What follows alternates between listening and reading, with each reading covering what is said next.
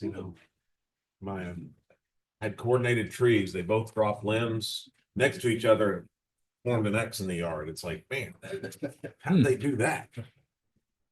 Well, before we get kicked off with our agenda, we're going to start it off with the Pledge of Allegiance to the U.S. flag, led by yours truly, the Mayor, David Lee. Our Texas pledge will be led by City Clerk Amy Casey, and Daniel Bucher will provide us with an invocation over on this side. Used to looking over there. All right, rise and join me in the pledge.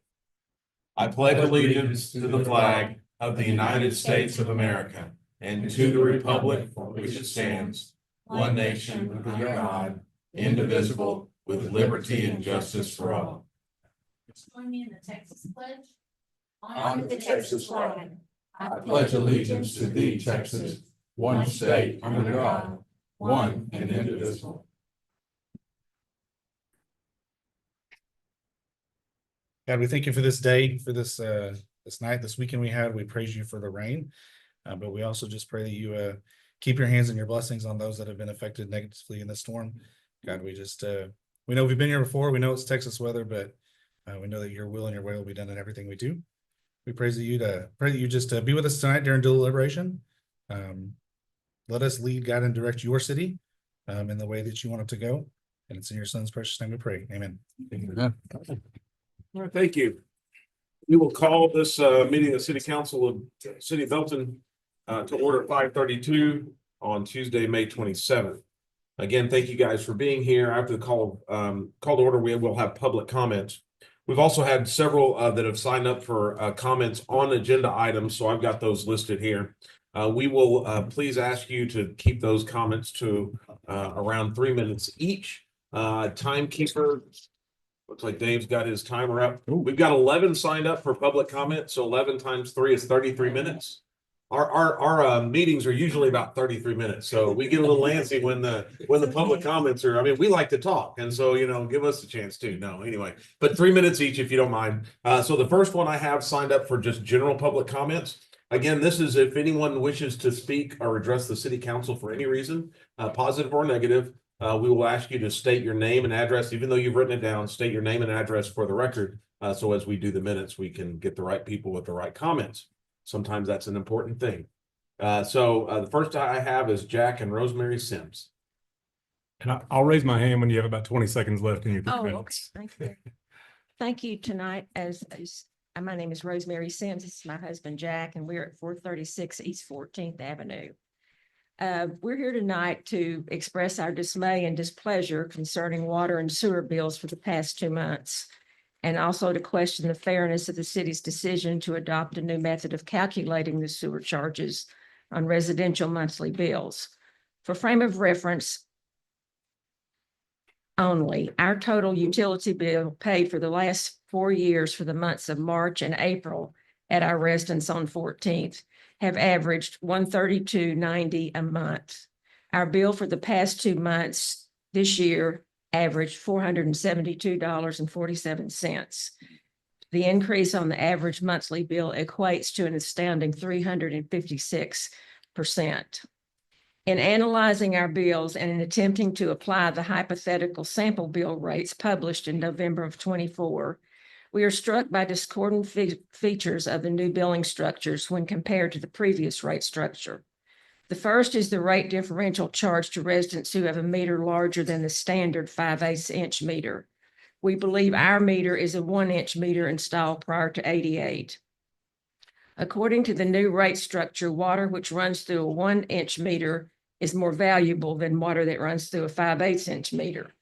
The base rate for 2,000 gallons metered by 5/8 meter is $17 or $8.50 per thousand. The same 2,000 gallons running through our 1 inch meter costs $33.27 or $16.64 per thousand. Using this logic, we assume we should be paying more gasoline for our big truck tires than if we're a small vehicle. The second feature, which is the most incongruent rate change, in our opinion, is the disappearance of the distinction of sprinkler or irrigation water. When we remodeled our residence more than a decade ago, we were encouraged by contractors and city staff to install a separate irrigation meter so that sewer charges would not be assessed for water which did not ultimately enter the sewer system. This reasoning made perfectly good sense to all at the time. Our utility bill from the city of Belton for water, sewer, and other services for the service period of September 10th through October 10th of 24 lists a line item for water and a second separate line item for sprinkler. This distinction magically disappeared on the next month's bill. This change, in our view, is outrageous. During dry weather and summer months, our irrigation usage is many times what our domestic water usage is, and we are now being assessed sewer charges on irrigation water. This portion of the new rate structure can only be described as punitive to those of us who have separate irrigation meters. However, one of the rate changes implemented simultaneously with these other changes is a revision to the volumetric water rate structure, which we consider to be fair. Let's stop. This revision is based on usage. The last observation of the changes recently implemented involves winter averaging. This change does not make sense when applied to residences, which does make sense if you don't have an irrigation meter. For those of us who do, it's not needed. In conclusion, we thank you, City Council. We thank you that you have made a mistake, and we urge you to reevaluate your decision, and if merited, make appropriate corrections. We have resided in Belton for over 35 years, and we love our hometown. We are grateful for your willingness to serve on our city council, and we feel blessed that in our 35 years here, this is the first time we have felt compelled to publicly criticize one of your decisions. We thank you for your time. Thank you. Thank you very much. Yep. Appreciate you coming. All right. Second person that signed up is Dominica Garza.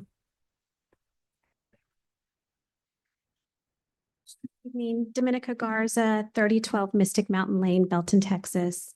I'm here to speak in opposition of consent item number 12 to consider the appeal for a 500-foot separation for your short-term rental ordinance.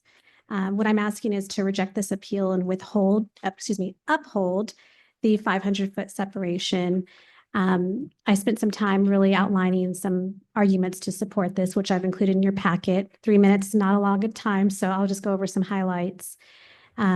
Keeping the separation in place will benefit the community. Not keeping it in place will have some negative effects. Number one, neighborhood integrity and residential character. Short-term rentals, when clustered together, can erode the character of residential neighborhoods. Allowing too many in close proximity turns neighborhoods into mini hotel districts, undermining the community that we all live in, work in, and love to be in. Public safety and crime prevention. Increased transient occupancy can lead to increased safety concerns.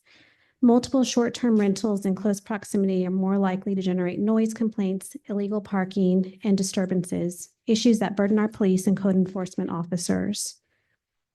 Number 3, and this is critical for this area, housing preservation and affordability. Allowing short-term rentals to concentrate encourages investors to purchase multiple nearby homes for short-term profit, reducing the availability of long-term housing for Belton families.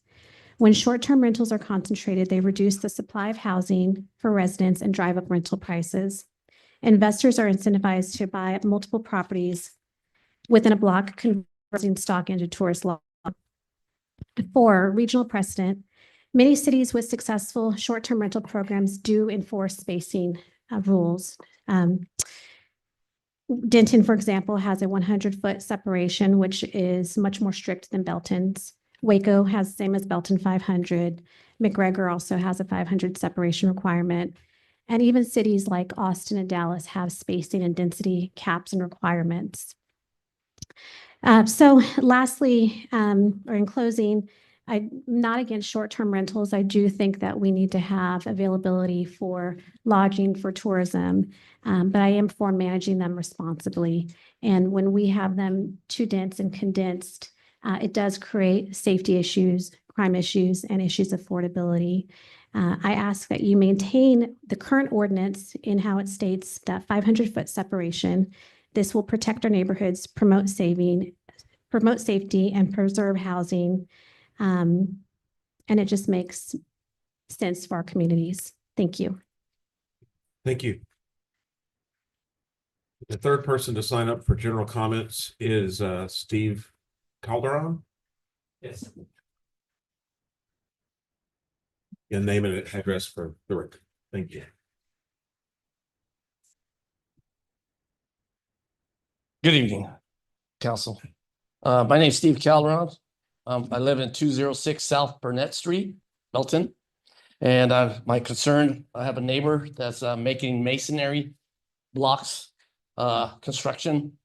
I'm a superintendent for jobs, and when I try to do something like that, it doesn't work. I get called on making too much noise or whatever for the residents. That's what they're doing.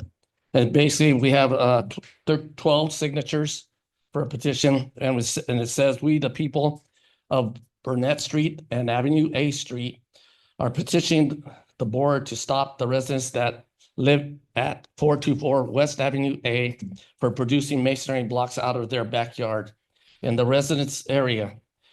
It produces a lot of noise for people that are trying to sleep during the day due to their work schedule and other people having to keep their windows closed because of the noise. We did resolve the rooster because that was only like 50 feet away from our window. So that's just like waking us up middle of the night at 4 a.m, but that's been resolved.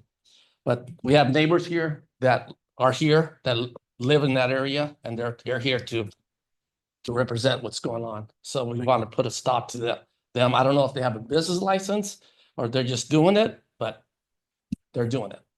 Yeah, thank you very much. Thank you. Thank you for bringing it to our attention. So sometimes public comments and council interaction are a little frustrating because we get to hear, but we don't get to respond and discuss. And so everything that was presented today will then go to staff. They will review these 3 items that were presented. Obviously, one has an agenda item, but the other 2 will be reviewed, and then they'll get back to council and maybe you. So just to let you know how that process works. That being said, that's all that I have that signed up. If anyone else had a non-agenda item they wish to address the council, this is your time to do so before we go into our agenda. There being no other public comments, we will close that section and we will now present scholarship for waste management to Belton ISD graduating seniors. Mr. Romer.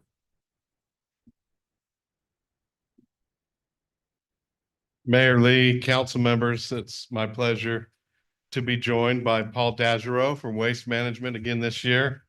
And we're presenting to you today the 2025 Belton Waste Management Scholarship recipients. Some information about this year. We had 6 total applicants. Each judge received a packet with the applications, and they were asked to rank the applications by merit 1 through 6. The score sheets were tabulated, and it was determined that 4 scholarships would be awarded this year. I'd like to recognize and express appreciation to the judges panel: Amy Casey, Joe Dyer, Chief Larry Berg, Lauren Gomert, Madison Neal, Joel Guzman, and Chief Fontenot. Paul. Good evening, Honorable Mayor and Council. I'm Paul Dagerow. I'm the Public Sector Manager for Waste Management. First of all, thank you so much for your partnership. I have been your rep since 2012. We've been giving this award away since this is the 13th year to do it. First year we were at $1,000. Then years 2 through 7, we took it up to $2,000, and 8 through 13, we're now at $4,000. So counting this year altogether, we have awarded 27 scholarships for a total of $37,000 to these wonderful kids that help them out a little bit with their school. This year, I want to say congratulations to the 2025 scholarship recipients. Stephen Arantes, who gets $1,500. Abrielle Joyner, who gets $1,000. Asa Jackson, who gets $750. And Jaden Mock, who gets $750 also. So congratulations. If y'all want to come on up here.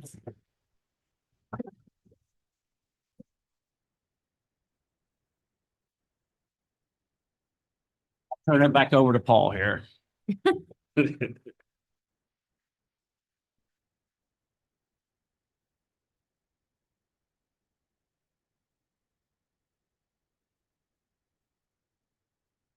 squeeze in just a little bit. There we go. Smiles, everybody.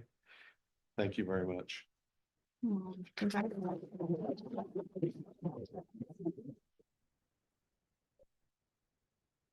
So I'd like to tell you a little bit about each recipient and then allow them an opportunity to address you if they desire. But Stephen Aurentis is a National Merit semifinalist from Belton High School. He was an officer in Belton High School National Honor Society and on the debate team. He's a pianist for the jazz ensemble. He ran cross country and taught adult English as a second language classes in Portuguese, French, and Spanish at First Baptist Church.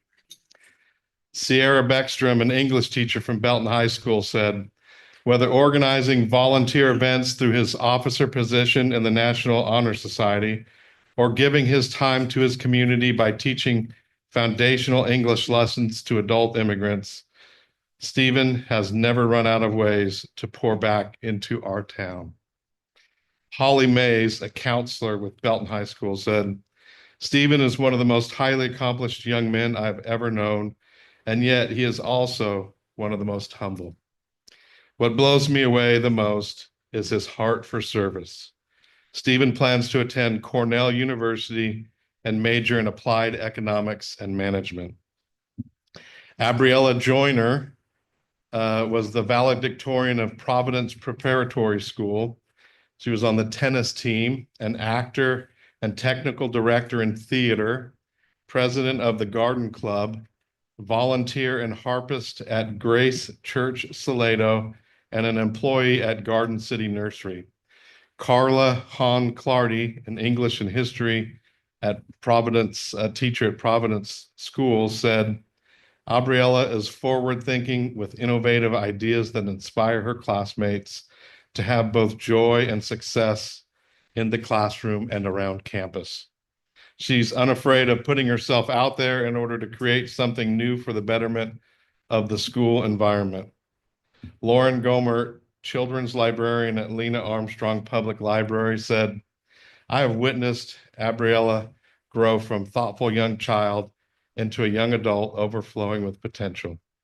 She is wise beyond her years. Her thirst for understanding and knowledge is ceaseless. Abriella plans to attend the University of Houston and major in environmental design. Asa Jackson, who his parents are here, but he was unable to attend. He's at work tonight.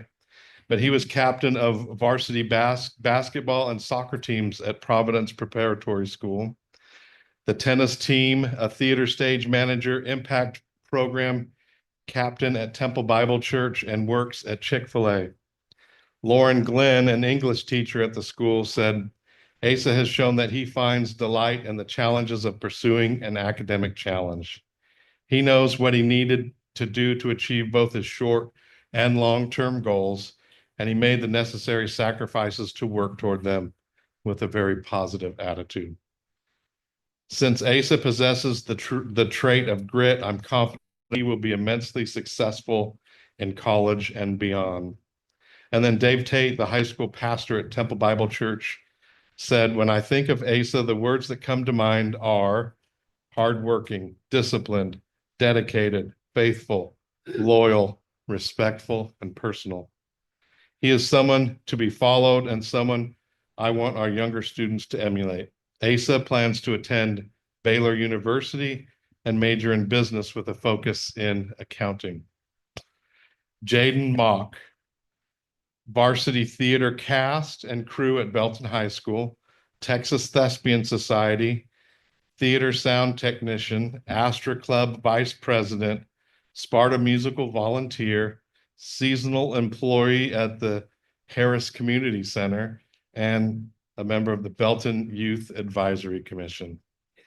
Marie Phillips, the theater teacher at Belton High School, said, Jaden is a dedicated student that gives her all despite any adversity she faces. Joe Dyer, Parks superintendent, said Jaden actively seeks out opportunities to grow, whether through academic pursuits, volunteer efforts, or personal development. Her willingness to learn and adapt and reflect shows an inner drive that is both rare and admirable for someone her age. Jaden plans to attend Stephen F. Austin University and major in art education. How about another round of applause for these graduates?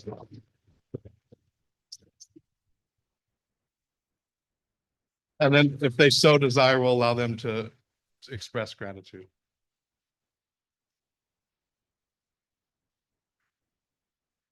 I'd just like to say that I'm deeply honored and grateful to have received the scholarship, and I think it's really special to see the city council take the time and resources to invest in students' futures. And thank you for all the work you guys do for Belton. And I'd also like to take this moment to honor everybody else who went into my academic journey, from the school district to my church and my family. Thank you.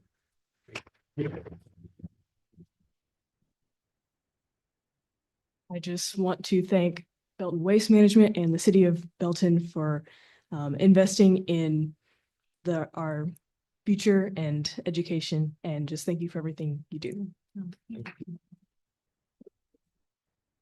Hi, I just want to say thank you. Thank you for the opportunity. And will be put to great use. I'm so excited. Axum Jacks.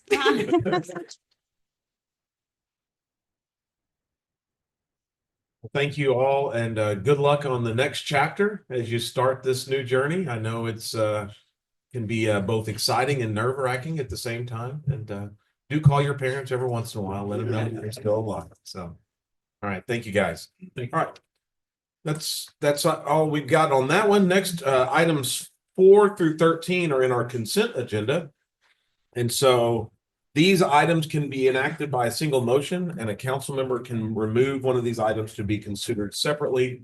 And so we will consolidate a lot of these things into a single motion. I'm going to read them for the record.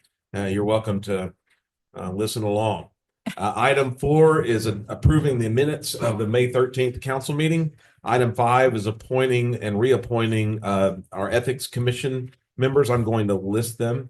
Dr. Jude Austin, Damon Gottschalk, Amanda Loughborough, Brooke Morrow, Nicholas Raybroker, Mike Ratliff, and Kathy Fox. Each one of us gets to nominate one, and that's one for each one of the council members. Item 6 is approving a resolution authorizing the submittal of an application to the Motor Vehicle Crime Prevention Authority grant program to purchase Flock license plate readers. Item 7 is authorizing the city manager to enter into a professional services agreement with Gessner Engineering for the design and construction administration services for the Main Street and Penelope sidewalk projects. Item 8 is authorizing the city manager to enter into a professional services agreement with Clark Associates and design of the West Avenue I drainage project. Item 9 is approving a resolution authorizing the city manager to execute an agreement with the Texas Department of Transportation for the Lake Road Driveway Connector Project. Item 10 is approving a final plat for River Farm Phase 1A, comprising approximately 21 acres located generally east of 35 on Toll Bridge Road, north of the Lampasas River in the Belton ETJ. Item 11 is approving a final plat for the Leon River Estates Phase 2, comprising approximately 46 acres located generally north of Guthrie and south of Mystic Meadows Drive. Item 12 is considering an appeal to the 500-foot separation requirements for the non-owner occupied short-term rental at 212 and 1/2 North Sparks Street. And finally, item 13 is granting authority for the actions regarding Encore's acquisition of 8.9 acres located east of I-35 and adjacent to and east of Rose Lane for expansion of Encore substation. Those actions are authorizing the city manager to execute an agreement with Encore regarding annexation of the subject property at the appropriate time. And item B is authorizing the city manager to execute a disclaimer of interest, removing Belton from the condemnation lawsuit underway by Encore. So those are items 4 through 13. Does anyone wish to remove any of these items? Mayor, I'd like to remove item number 12. All right, item 12. Any other items for separate consideration? If not, the chair would entertain a motion. I move we approve items 4 through 11 and 13 presented. Second. Motion is second to items 4 through 11 and 13. Any other discussion on these items? All those in favor say aye. Those opposed? Those items pass unanimously. All right, item 12, Mr. Bob. Ma'am, did you have a particular question or would you just like to hear the presentation? Well, I think I want to hear the presentation, and then I just felt that this is an appeal to city council and should probably be discussed. So I Okay, wanted to excellent. pull that off, but I also am interested in hearing your presentation because I'll have some questions. Okay, wonderful. Thank you very much. I appreciate that. This is, as you know, we consider an appeal to the 500-foot separation required between short-term rentals. The applicant is Mr. Lemons. He obviously owns 212.5 North Sparks. It is, well, adjacent to a duplex unit, so there's zero space between the two units. This is a picture of the duplex on Spark Street. Spark Street is located on the west side of town, just north of 2nd Street. In the red circle there, you see 212 and 212, but the one on the north is 212.5. Okay. So this is a picture that you can see on our website that shows the spacing between the STRs in that neighborhood. As you can see, there's one on Smith Street. And so our recommendation is that you consider denial of this request. And so the reason for this denial is that when the ordinance was approved, there was a requirement between STRs in residential buildings. And I believe that well, I don't believe that. This is what the ordinance says, that the intent was to space the STRs out. So when we have a duplex, it is defined as two units, two single-family units on a lot. And so the distance calculation is automatically challenged. And in the ordinance, it describes, in the STR ordinance, it describes a STR as a dwelling unit is a self-contained unit. And so with a duplex, we have two self-contained units on the same lot. So it's very difficult to separate the two. And so, I mean, not to, excuse me, let me clarify that, to measure the 500-foot distance because there's not 500 feet between the two units. And so that's what predicated the request. The ultimate end is that I know from the discussions before that we intended to have that spacing between those single family units. And so this is a challenging situation where we have two units on one lot. And so it's not really anticipated, but it does not separate by 500 feet. So we have to have that conversation and see if we want to do that in this particular instance. Now, duplexes are challenging in that regard. And I'll be happy to answer any questions that you might have. Yeah. Any questions? Yeah, so we don't have a plot plan for this available, do we? What's the setback on that house? Do we know? It's 25 feet Okay, from the front yard. gotcha. And this is 212.5 A and 212.5 B. Yes, sir. That's okay. correct. So unless there's another duplex on the other 212. Right, right. The same owner owns both of them. I think you can tell by the same design. And what does our ordinance read as far as separation? Separation of dwelling units, property line? What's the, They are dwelling units. And is they're it from like separated wall to wall or is it property line to property line? property line to property line. So in this Okay. case, you don't have a property line separating the two. So it becomes a difficult interpretation issue here. Go ahead. Just a quick comment, and I think we've heard from other citizens who've been around or near ADUs, and there have been issues with parking, activity, occupants, trash, kind of taking over a street. And so very concerned about that, especially with two so close together or in a duplex. I know that this is not the only place in town that this is happening. I happen to have had neighbors who stayed in a similar situation on the 13th Street this last weekend. And so I think we need to be careful because I know there's some homes who have been, that were at one point duplexes that are now two different or more, some three ADUs perhaps. And so I think it's important that we know that we're setting a precedent and get it right.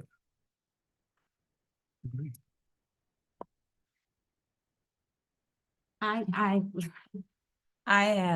agree with, I mean, we were part of a committee that set up some of this and went through the process of setting up some of this. I just kind of struggle with this one a little bit because it's a single owner and a single I get it's two dwellings, I get that, but it's a single house, it's a single roof.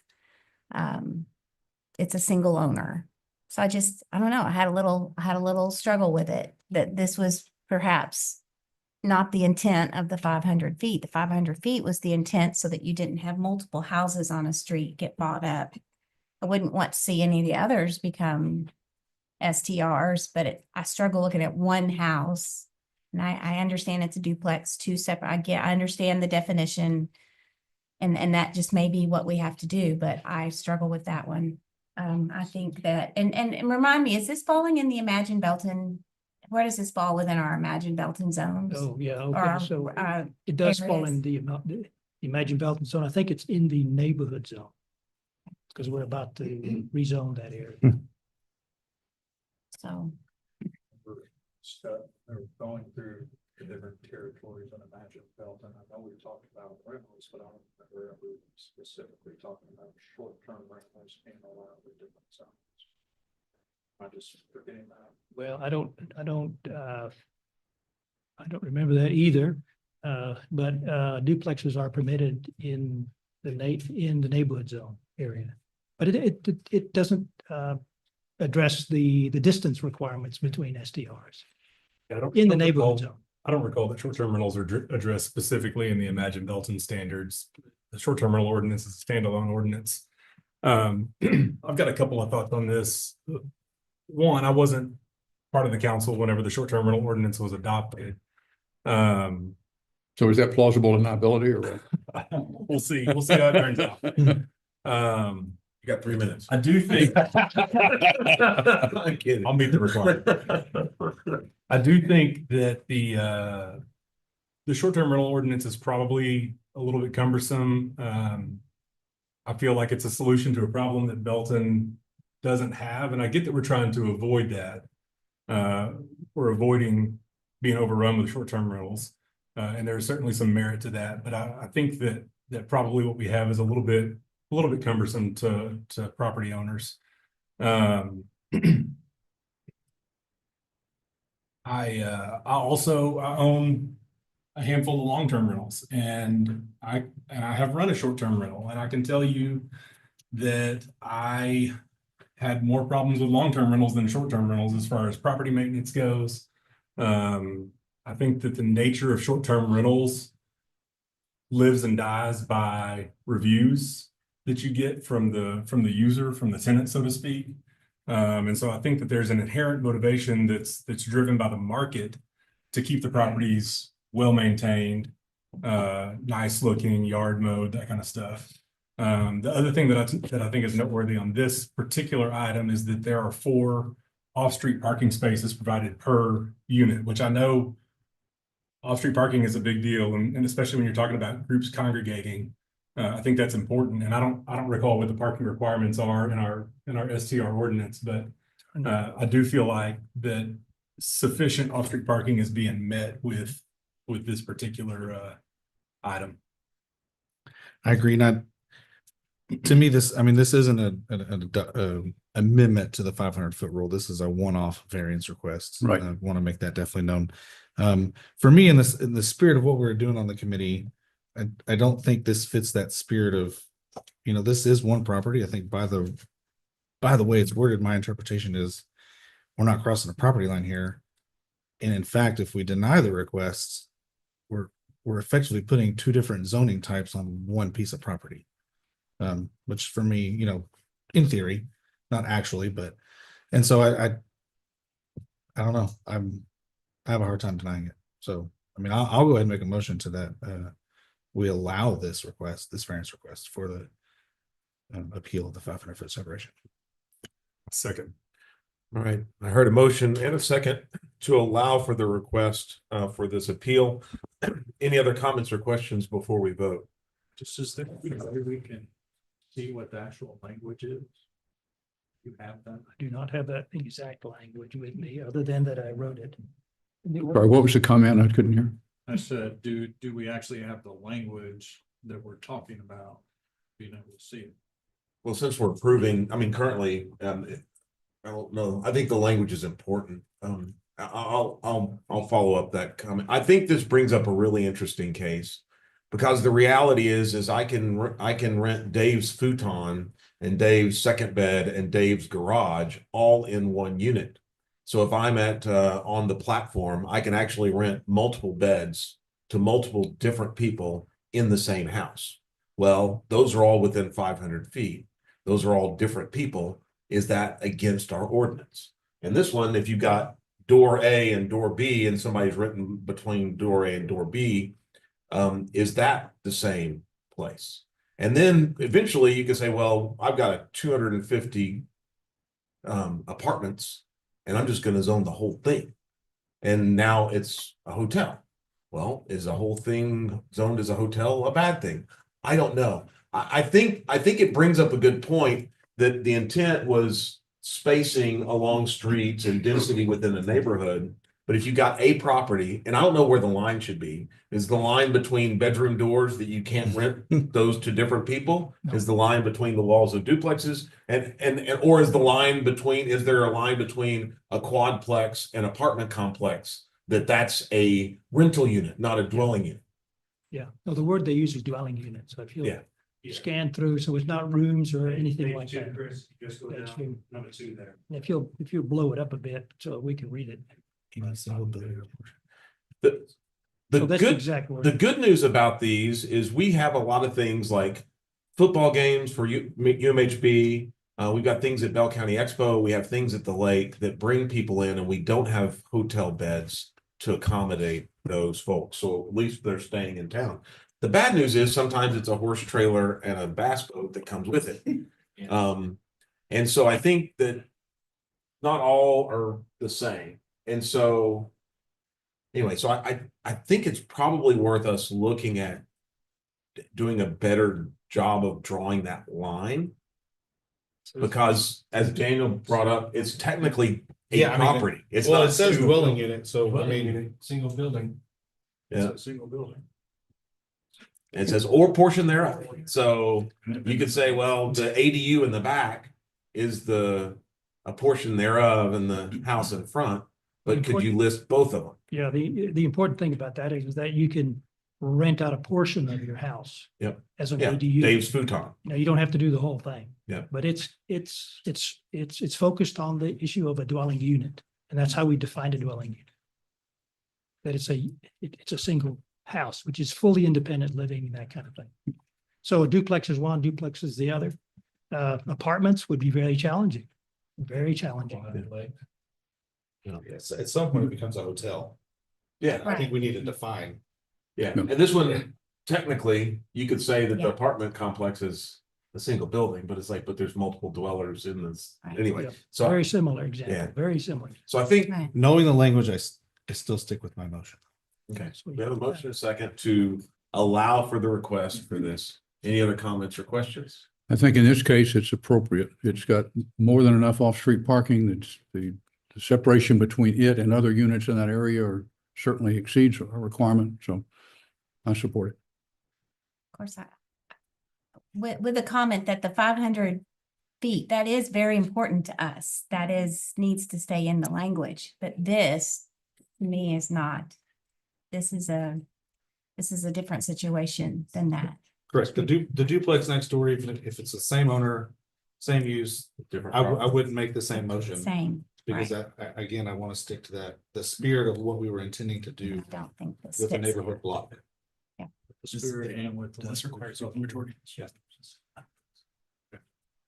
It's good.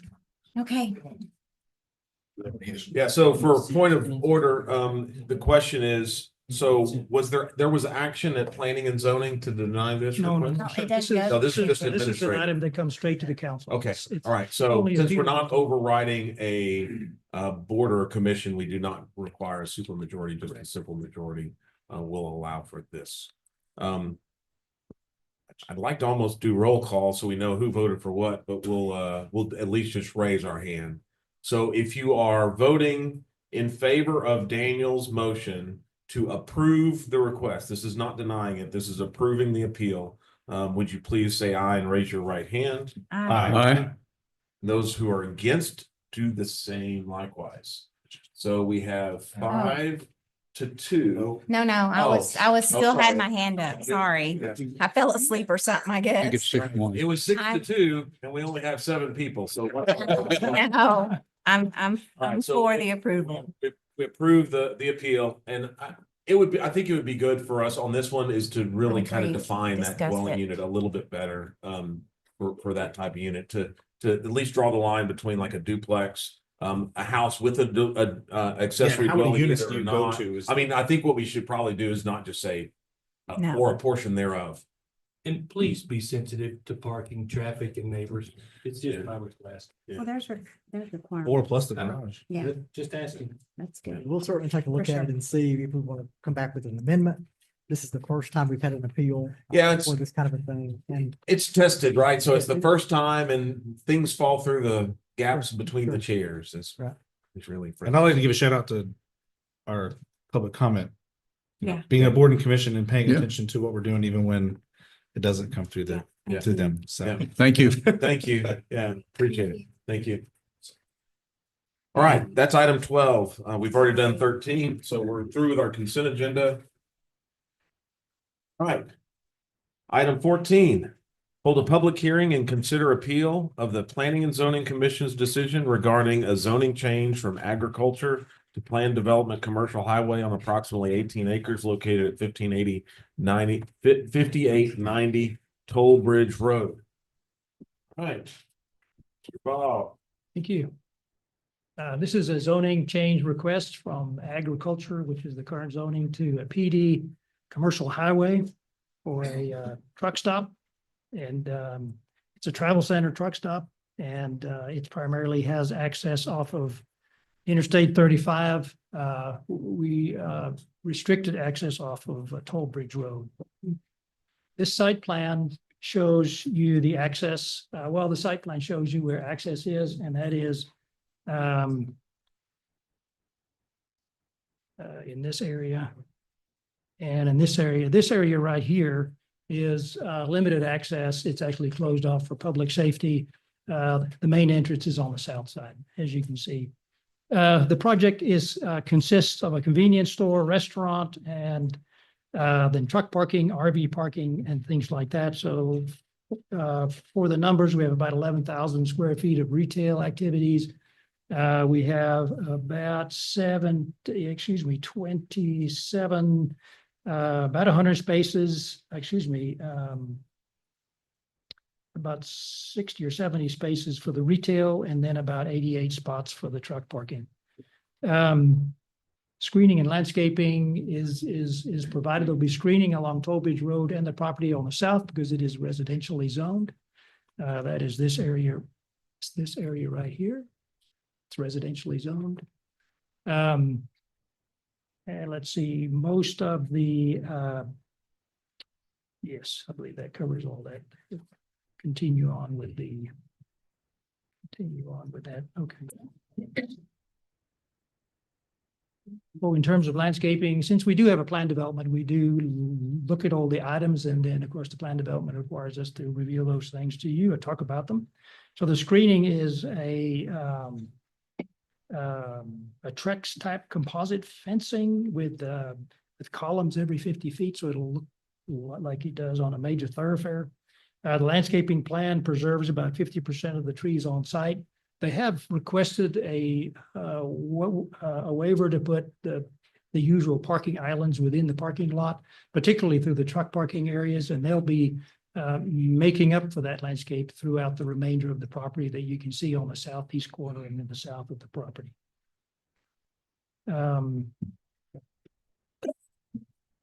Water and sewer is available through the Belton CPN. The future land use plan supports this particular activity, and we did send notifications. Obviously, we actually did this twice, but the case came to a stop earlier in this year because they noticed that there was a property owner issue. They needed to complete the site, get things done. Are you okay? All right, thanks, Bob. All right, good. Let me also say that although it's consistent with the future land use plan, once they submitted the site plan, because they requested some things that were up and above the usual items, like a taller sign, some landscaping variances, and then they had an RV component in there. They still do.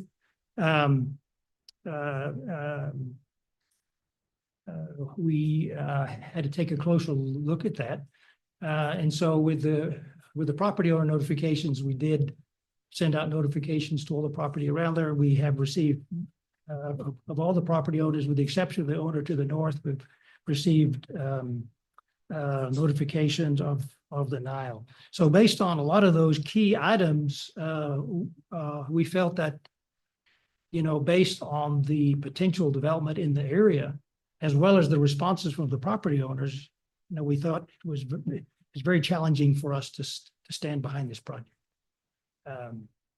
And so let me see what else we have. So we have recommendation. Let's see, our Planning and Zoning Commission considered this item at their May 20th meeting, and they voted to deny the zoning request, which is what started what prompted the 3/4 supermajority vote. And I believe that is it. But if you should want to consider approval of this, then we would ask that you consider the number of parking spaces. These are overnight parking. And then, the usual development process that goes along with the development of this kind of project. With that, Mayor, thank you for letting me finish. I'll step back and we'll do the public hearing. Thank you. All right, as Bob said, we'll be holding a public hearing, so we will pause our deliberations and open the floor.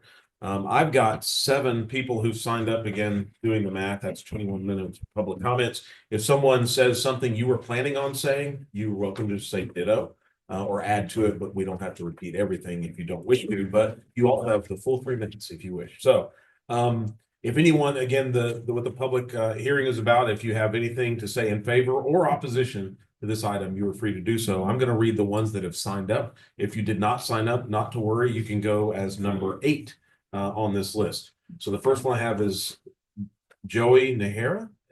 Is it? I probably didn't get the last name right. That's pretty close. Okay. Name and address for the record. Yes, Joey Nahara. I work for Hunt.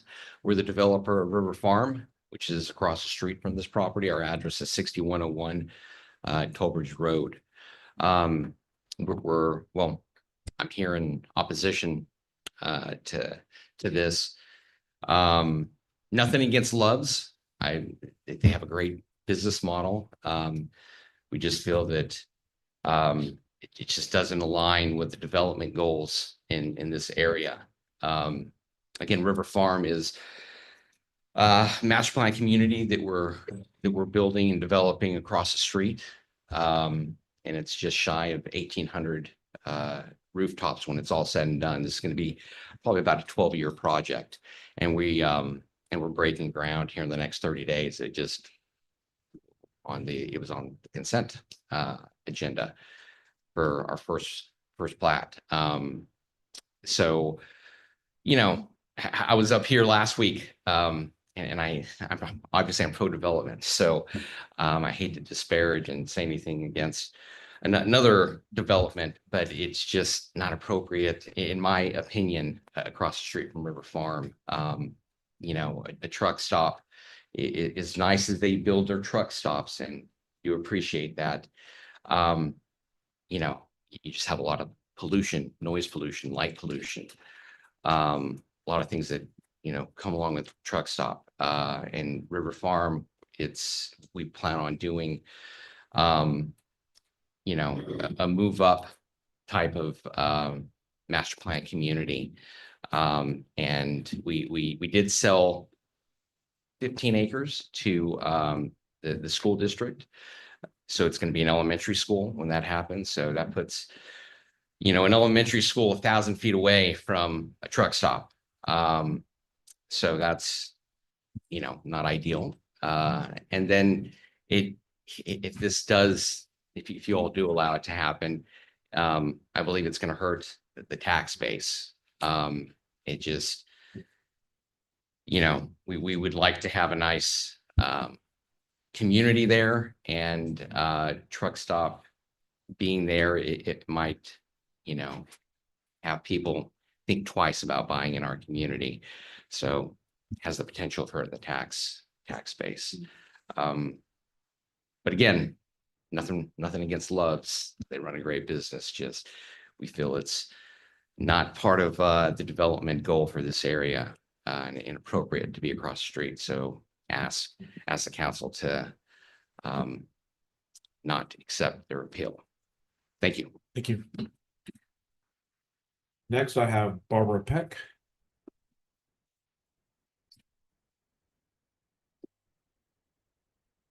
Good evening, council. My name is Barbara Peck. I'm with Love's Travel Stops, 10601 North Pennsylvania Avenue, Oklahoma City. Thank you for the opportunity to present this appeal to you today.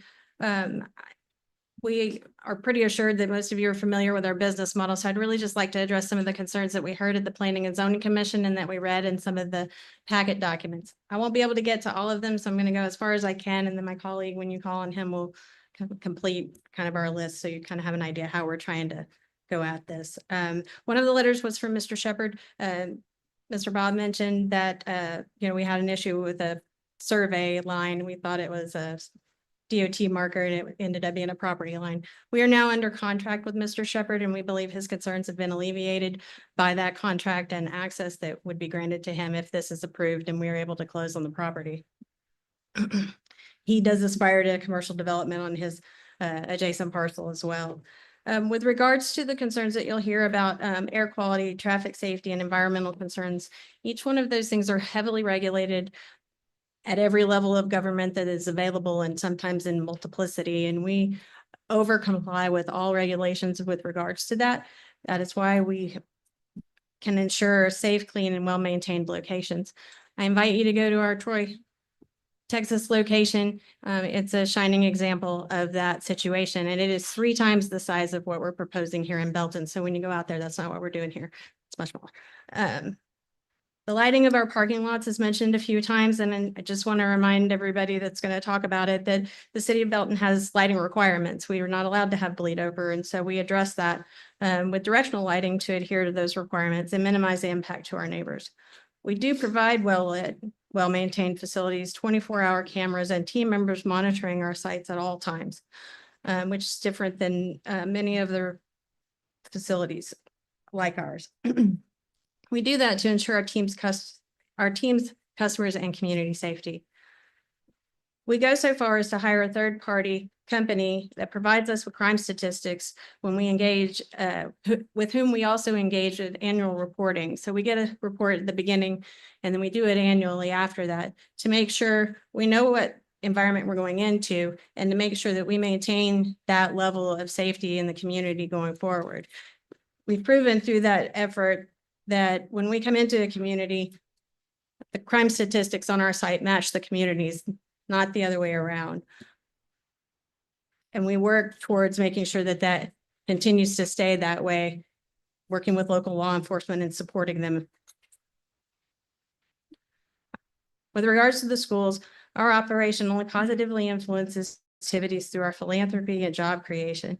I have examples in an additional deck that we'd like to submit to the council. It's your time. Where we have some aerials for you to look at with some properties. So thank you very much for listening to me so far, and more to come. Thank you. Next on the agenda or the list is Brad Peck. I think similar last name, similar address. We're co-workers and spouses. So Good for you. well played. We've both been with Loves for about 20 years. So again, Put Brad the love Peck. in Loves. I'm sorry. That's right. Put Yes. the love in love. Yes, sir. Sorry. Bet he's heard that before. I sure have. So Brad Peck. To be clear, I haven't started your time yet. Okay, thank you. 10601 North Pennsylvania Avenue, Oklahoma City, Oklahoma. And I will just kind of continue where she left off. So in speaking about schools and our involvement with such, one of the things, that came up with the Hunt development was talking about a school within 1,000 feet. And so what we're willing to do is we'd like to work with the city of Belton and the Belton ISD. And we know that they have partnered with the new truck stop that's coming on Mustang or Mesquite Road and putting in a bus stop at their facility. And so if that's something that would work and or be needed by Loves, then we're willing to do that. We want to be a partner with the community. In order to address the coexistence of travel stops and neighborhoods, again, she submitted those aerials. We'd like you to look at those and just see that we are neighbors with neighborhoods, we're neighbors with churches, we're neighbors with medical facilities. And most of these, we can also provide mayoral statements from those cities that support us, appreciate our interaction with their community, and find us to be good partners. So again, as the Hunt Communities River Farm development is being processed, he spoke about the 1,700 plus residents who've yet to move in, that they can't know today whether they would oppose us or not. Loves is going to provide many amenities that benefits all users, not just professional truck drivers, but the local traffic as well. The restaurants, groceries, gas, and all of that is going to be on the I-35 frontage road corridor with no access on the backside to the neighborhood. So it's going to prevent that traffic from interacting with them on a daily basis and restrict it to the frontage road area. Also, in speaking about restaurants, one of the things we'd like to announce today is if this site gets approved, the restaurant that we have planned is a Dunkin' Donuts and a Buffalo Wild Wings Express, which is a relatively new concept for Buffalo Wild Wings. And it's a new concept to Love. So we are going to start implementing and adding those as we go along. Another item that was brought up was talking about taxes and property values. So with regards to property values, if approved, this development will take the assessed property from the value of $500,000 it is today and increase it well above $5 million based on similar valuations in Bell County. So if you evaluate the Loves in Troy, the property that it sits on, we're at nearly a $5 million valuation. The other part is the sales tax increase from this development is estimated to be around $500,000 per year, and all of that can be achieved within 24 months with your approval.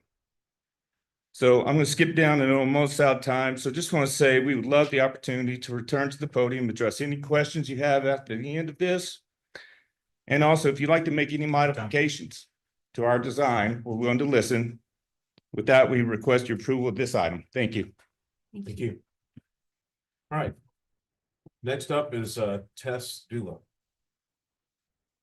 And name and address for the record. Yes, my name is Tess Dula. I live at 8400 Mountain Drive, Salado, Texas, 76571. I lived in Belton forever and I can't get the new zip code down. Sorry. Thank you for the opportunity to speak. I'm here on behalf of Hunt Communities, the developer of River Farm, the master plan community located at 6101 Toll Bridge Road. You just approved our final plat for phase 1A today, so thank you again for that.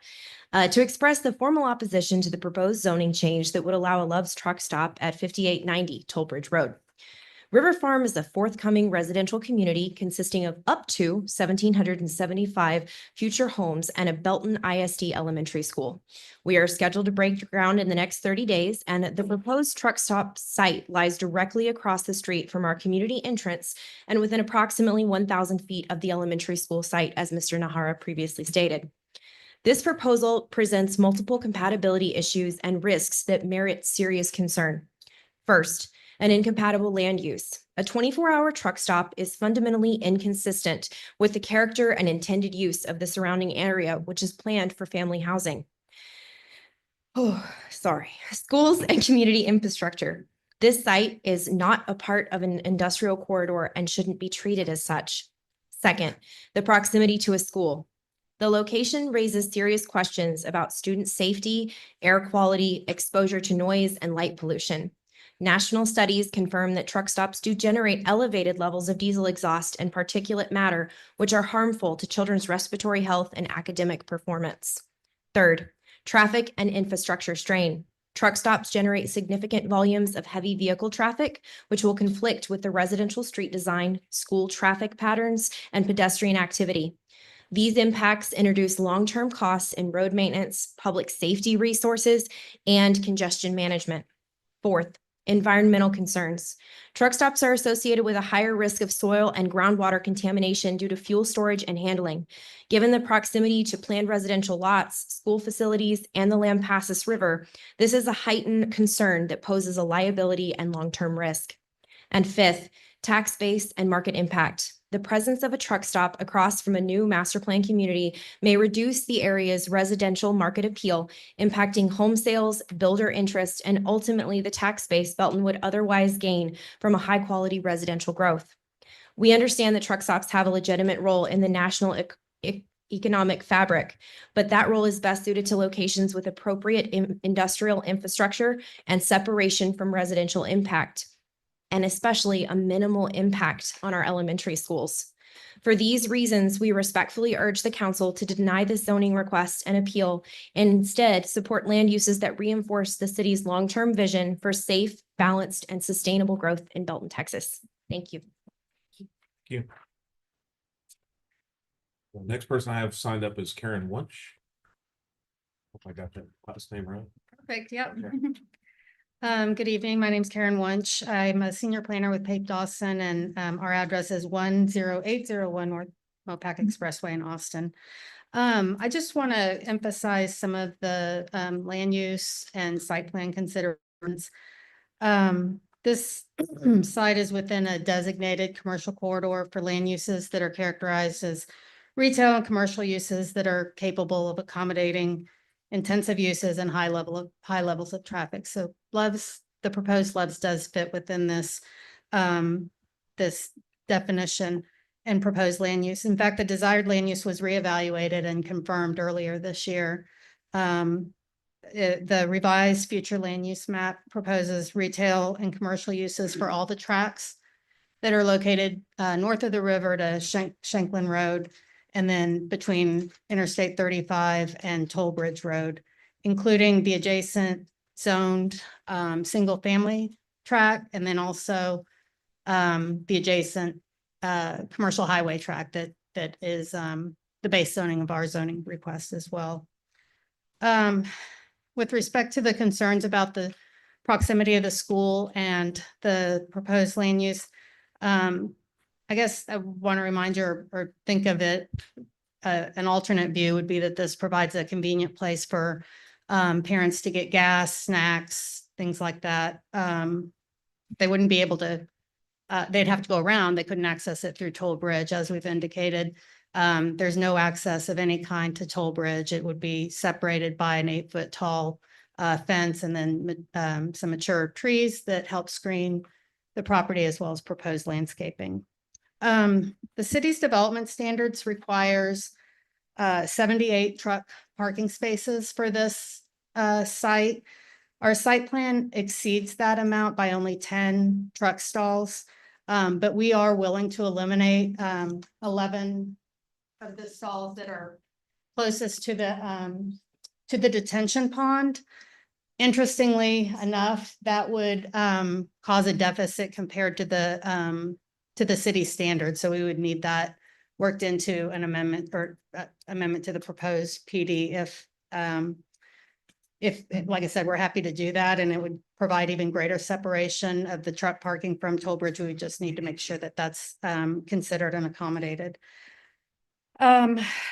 Finally, let's see, within the site, some of the highlights of the site that may not have been touched on are obvious from the staff's presentation. The one side of the site is zoned for single family. The other side is commercial highway. And then the remainder of that block is ag, but proposed for commercial and retail uses. We're proposing separation between professional drivers and non-professional drivers, like those passing through as travelers, but also local shoppers. The building is set back approximately 388 feet from Toll Bridge. We're prepared to eliminate the 11 stalls closest to Toll Bridge. And although we're 1,000 feet from, I guess this is Hunt's estimate, which I don't question, but they mentioned 1,000 feet from the school, but we are separated by an 8-foot tall fence. And downcast shielded lighting with no light trespass, which would be consistent with the city standards for no light pollution, preservation of a number of mature trees at the perimeter of the site. And then the other additional screening provides improved aesthetics, especially from the bridge. And then regarding the economic implications, Brad spoke about the I guess the comparison of existing property values versus the investment in the future property values. But the comparison was made to the River Farms development, which is in the ETJ. And I'm not sure, do those property taxes still funnel through to the city, or do those remain with the county is more of a question. I don't know the answer to that, but guess I'm out of time. Thank you. Thank you very much. The next person to speak is Kenneth Stone.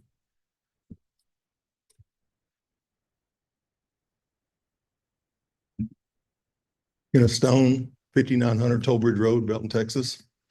I'm the residential side of the Love, what they're going to put the Love truck stop. I have 100 to 120 kids a week come to my house to practice baseball. I have, since strike zone shut down, there was no place for kids to go to get better at playing ball. And I decided that I needed to build something. I took my shop, I put cages in there, and I built a field right next to the entrance where they're wanting to bring cars and trucks in. I'm on the city page at Troy, Texas, and they're always talking about prostitutes. They're always talking about needles in the parking lot. It's just truck stops just bring nasty stuff in. I got one of my best friends owns McGuire's Truck and Auto, and he'll tell you how nasty truck drivers are. The noise of the trucks running constantly. My daughter's room would be, it's about 100 feet from the property line right there. And we're on well water. I'm in the city. I'm in the city, and I don't get city water. I don't get city utilities. I pay $20,000 a year in taxes not to live next to a Love's truck stop. I know later on in life, my property is not going to be sold as a residential area. I mean, I'm okay with that. I hate that I'm fighting this because I had a very, very great neighbor. He's been great to have as a neighbor. And I just really, I really hate that I'm having to, fight it. But just with the kids, I got a swimming pool, kids. I got the Belton High School. My daughter's a freshman at Belton High School. She was a starting pitcher. After their practices, those girls come over to the house and practice more. And I just don't think it's just not feasible next to a truck stop that it should. I mean, I just sorry, I'm shaking. I'm really, really upset about this.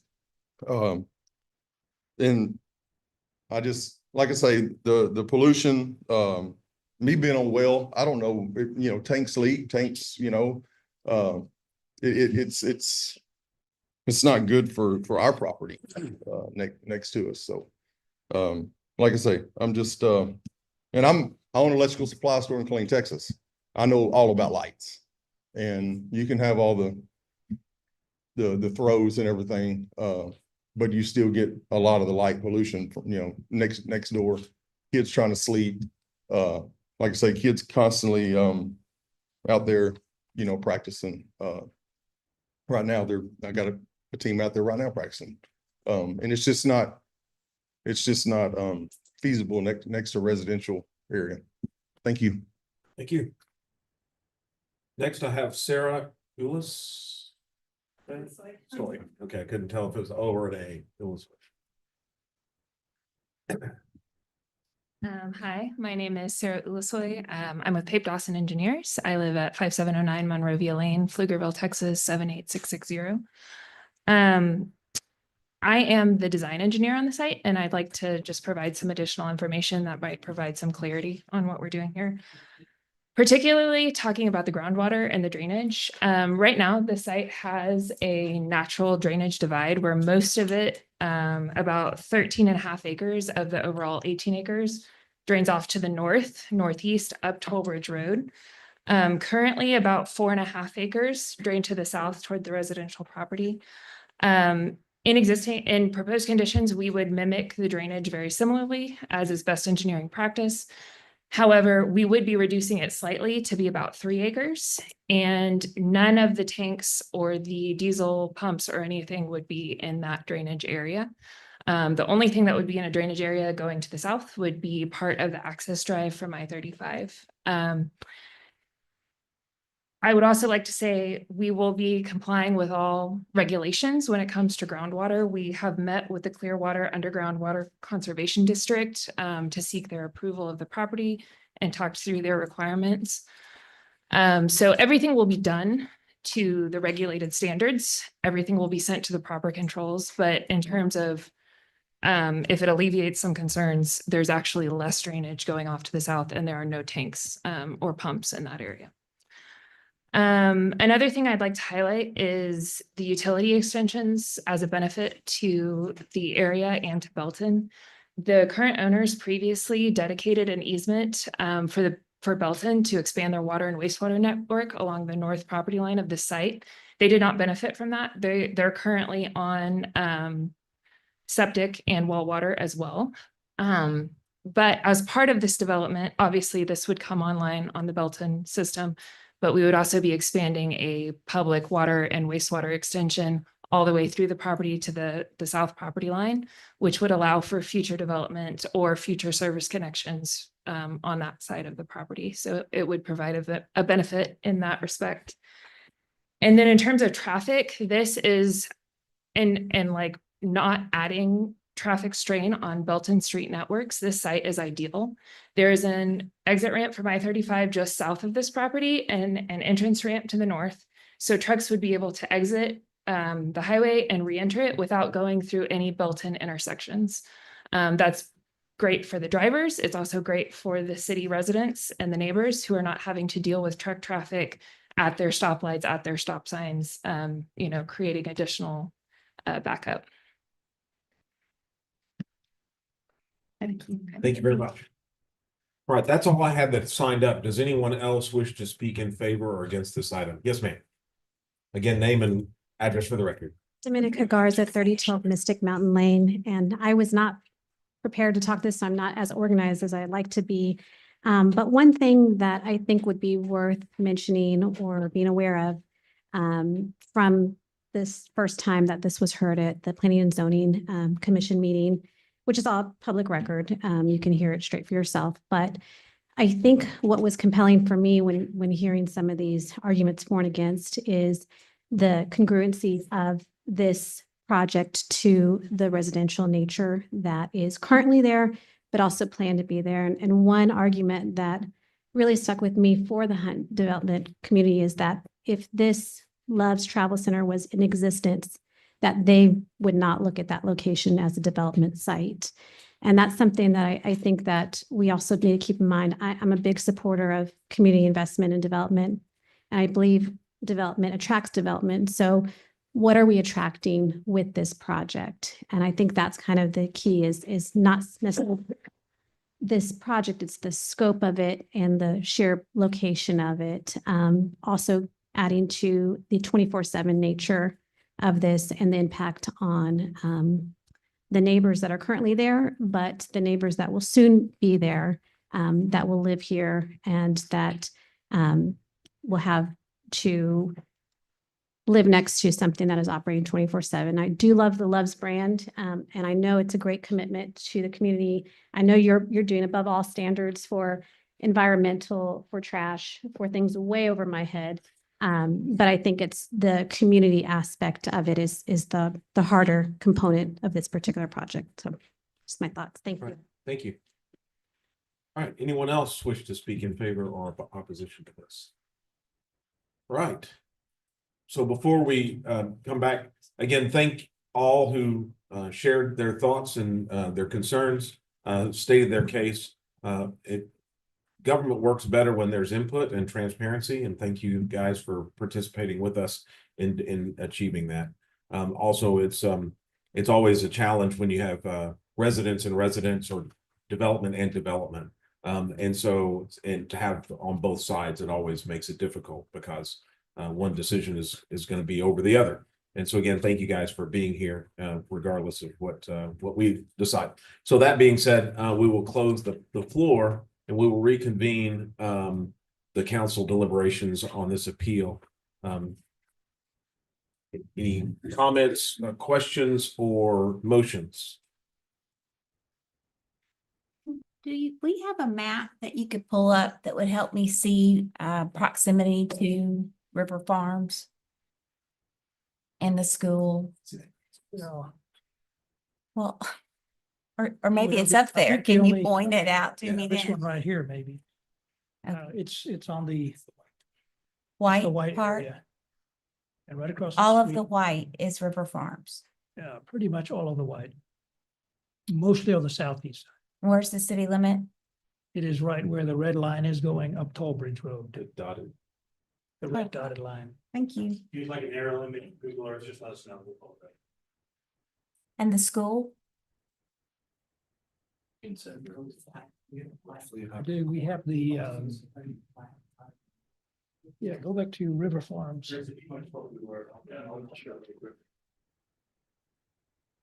We have a picture of the concept property. I got you, Chris. Cause trouble. You can just give me an idea. It's over yonder. No problem. That I know.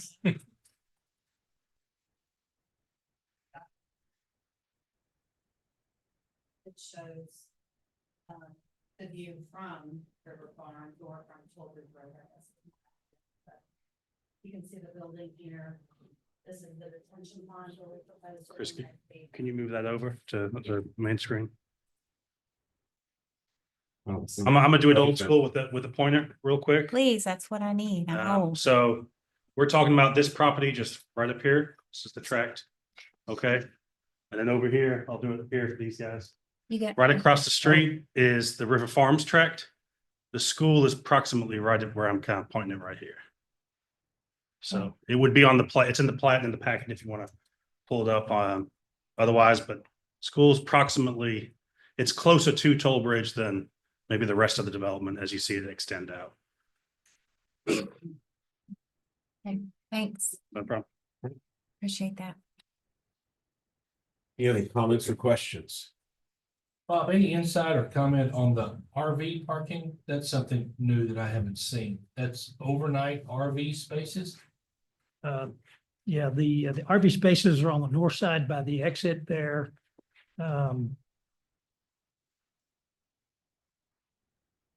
Yeah, that'll be I right think about it's in here. the top left corner. Yeah, top left corner. And we can stay there overnight and Yep, yep, yep. I'll sewer leave that. dump and electricity. This is new to me.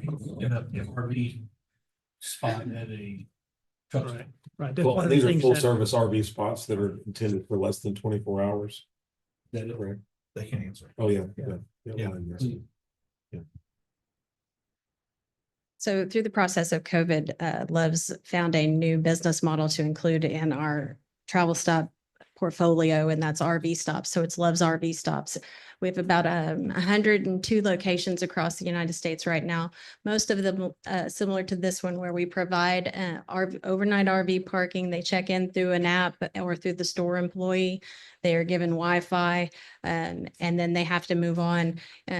It depends on the community. Some communities, if it's close to a lake or something like that, they'll allow for 3 days. But most of the use that we see are like you're traveling snowbirds going from Minnesota to Galveston kind of thing, where they'll come through, they'll stay for a night, they'll, have a meal in our restaurants, and then they'll get back on the road, fueled up and ready to go the next day. Hope that helps. Thank you.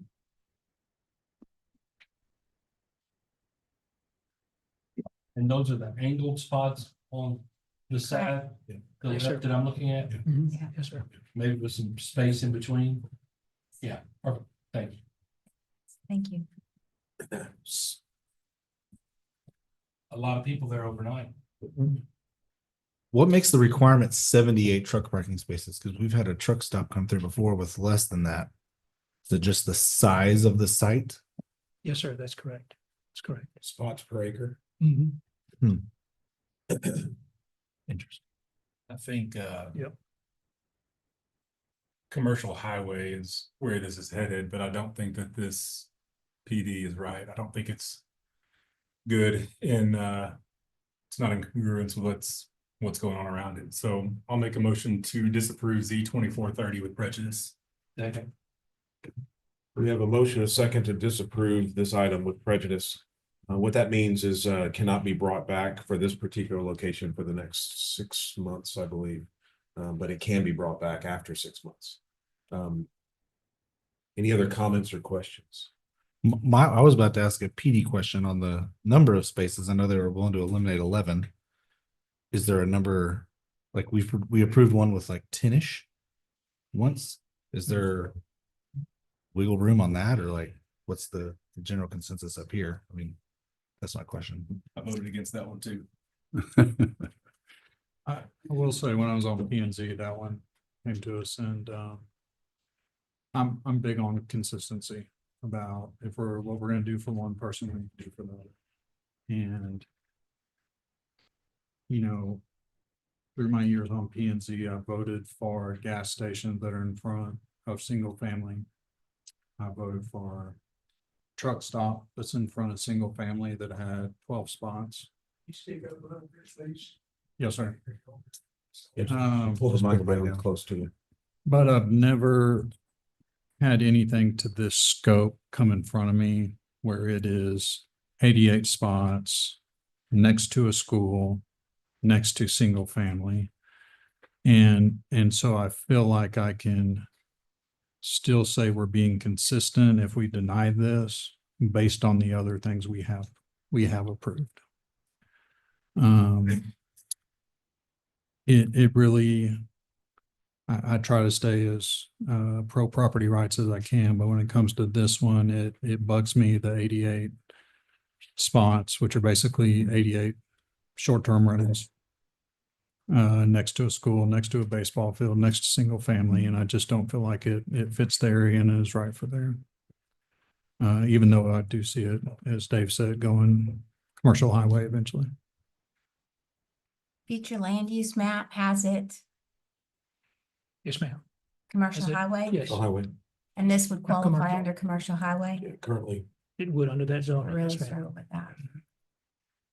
And the vast majority of this is authorized by right under commercial highway, but not all of it, not the overnights, as I understand it, and not the size of the sign. But I really struggle with this because if there's a better place for a truck stop, where the way that the exits and the entrances are, with the minimum impact, the separation from the rest of the community, with Toll Bridge Road completely isolated from this, and then they're off and they're right back on the highway. I don't know where it would be. And if there's a better organization to do one than Love's, I don't know who that would be. We could argue about Buc-ee's, but I don't think we're going to get a Buc-ee's. But well, this is really a tough call. So I think about half of the ones that you guys showed on the map I've been to in Mississippi, in Oklahoma, and Texas. I travel quite a bit and drive, and I grew up north of Temple, and the old Love's, when there was just a little Love's next to the Pendleton Road, was there. The only people that ever gave me mustard on a chicken fried steak sandwich is like, no mustard on a chicken fried steak sandwich. And I go to the Love's that's there now, that's now improved. We have some farm there, and so I take my big diesel and go get gas and grab a burger at McDonald's. So I love Love's. I really do. It's when we go to Dallas, I'll stop there in Hillsboro at your location because it's a good location. And there are places in Belton along 35 that I think this is perfect for. We're starting to see more and more truck traffic, especially in Central Texas, For whatever reason, the distance from Mexico to here or from North Dallas to Central Texas is kind of a perfect spot to stop. And so TxDOT did that when they did their those overnight truck stops, and we started seeing trucks lined up and down the road. And then you saw a couple of developments near Gerald, and they're full every night. And so there's absolutely a demand, and it's good to have good quality when you do have a demand. The challenge, I think, is the proximity to residential and the long-term use of this general area. On both sides of the river, there's not many rivers that are pretty much constant flow. They're sometimes low flow, but there's constant flow on Lampasas and Leon. And because of that, there's a lot more demand for a different type of quality of development. And so in that case, what Hunt has proposed is kind of more consistent with that. And also tilt wall construction, commercial and things like that. But if you look just on the other side, as you go down to the quick trip QT down towards Salado, that whole area is a perfect place for it. Also city limits of Belton. And I think that to Stephanie's point, it's commercial highway. Why here and not there? And then talking to staff, one of the things that we've realized is there's probably not all commercial highway is the same. And we probably need to delineate that and look at our code and allow for truck stops that have overnight parking to allow for also accommodate potential RV overnight. And then those are certain areas. And those that don't want to do that can go in other areas. And so I think that there probably needs to be a little more granularity than our just broad commercial highway, because then it's just up to the discretion of the 7 opinions of people who get the microphone. So anyway, that's my comment. I do support Love's coming to Belton. I think this particular location, while it's ideal ingress and egress and convenient for the truck stop, it's not as convenient for the people who have invested for the long term in this general area, but not in Belton. So that being said, any other comments or questions before we vote? All right, so the motion that we have right now is to deny the appeal with prejudice, and that does have a second. It only takes a simple majority to approve that. And if it doesn't approve, then we will look at our other options from Mr. Robert's rules. So, any other comments, questions? I'm sorry. Yeah, I'm sorry. This is now deliberation. Yeah, you could discuss with staff afterwards or whatever. So, all right, all in favor of the motion, say aye. Aye. Those opposed? Aye. Aye. All right, so we've got 5-2 in favor of that. So the way the motion has been laid out is this particular property with this particular plan development cannot come back to the council for 6 months. We hope in those 6 months that we can work with staff to give better guidance on our planning process and what's zoned and what's allowed, so you don't have to wait to the whim of a council when it's not exactly what you thought. So that being said, again, thank you guys for your time. That concludes that item. All right, item 15. Hold a public hearing and consider a zoning change from planned development retail to planned development retail with a specific use permit for a package store located at 2511 North Main Street, Suite 112 for proposed Twin Liquors. Mr. Bob. Thank you, sir. This project is located up at the HEB Shopping Center on the north side of the shopping center at, oh, for gosh sakes, I forgot the number of the suite. 112, thank you. As you mentioned, this is for a twin liquor store. There you are. Thank you for being here. I appreciate that. About 1,700 square feet. The hours are in accordance with the TABC. The surrounding zoning is retail and residential, which is primarily off to the east, as you can see in the yellow coloring on the map. As with all SUPs, we do have to have these questions answered in terms of compatibility, appropriateness, the separation in this case, and mitigation of the impact. So in terms of compatibility, the existing shopping center is there and contains lots of retail and other service industries. And so this would be a complementary use in that area. It is appropriate activity. The hours of operation are similar to the hours of operation of the other stores in the area. The reasonable of the uses is that the criteria for the separation of the use to the required areas of churches and public schools and so on and so forth has been met. Let's see here. Okay. The distance between the church to the south, which is Christ the King, and the proposed liquor store is 1,800 or so feet. As we measure it from front door to front door, and as the crow flies, it's about 1,000 feet, so it exceeds the 300 feet. Distance. They have that restrictions on Catholic churches too? Oh, there's just hard to- Baptist churches. It's hard to believe, but it's there. No discrimination, that's for sure. And in terms of mitigation of impact for the SUP, all the necessary site requirements are there in terms of lighting and parking and access and things like that. We did send out notifications for the project, and we received one letter of support from an adjacent residential property owner.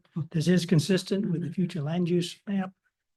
And we will recommend, let's see, our planning and zoning commissioners met on this on the 20th. They afforded a favorable recommendation to y'all. Staff supports that recommendation. Step back for the public hearing. All right, so we will close our deliberations and open the floor to discuss this. Anyone who wishes to speak in favor or against this item, they may do so. I have one person so far signed up, and that's Ron. Is it Thrower? Yes, it is. Thank you. All right. Ron Thrower, 1507 Inglewood Street, Austin, Texas. Mayor Pro Tem, council members, Ron Thrower representing Twin Liquors and HEB in this regard. Twin Liquors is our main client. They have broadened their sites throughout Texas in a lot of ways. They're a Texas family-owned business. They've been around for almost 100 years. They're very philanthropic in their endeavors. They're very excited to be part of the Belton community. And I'm available to make myself for any questions. Thank you. Great. Thanks for coming up, Ron. Thank you. All right, any other want to speak in favor or against this item? Boy, times have changed. Used to the Church of Christ and the Baptist Church would align 28 people up to make sure that we talk about this one. How many of y'all have a Church of Christ or Baptist background up here? Never mind. Ha ha. All right. We will reconvene the deliberations for our Twin Liquors here. Any other comments, questions, or motion? You said one letter of support from a resident? Yes, sir.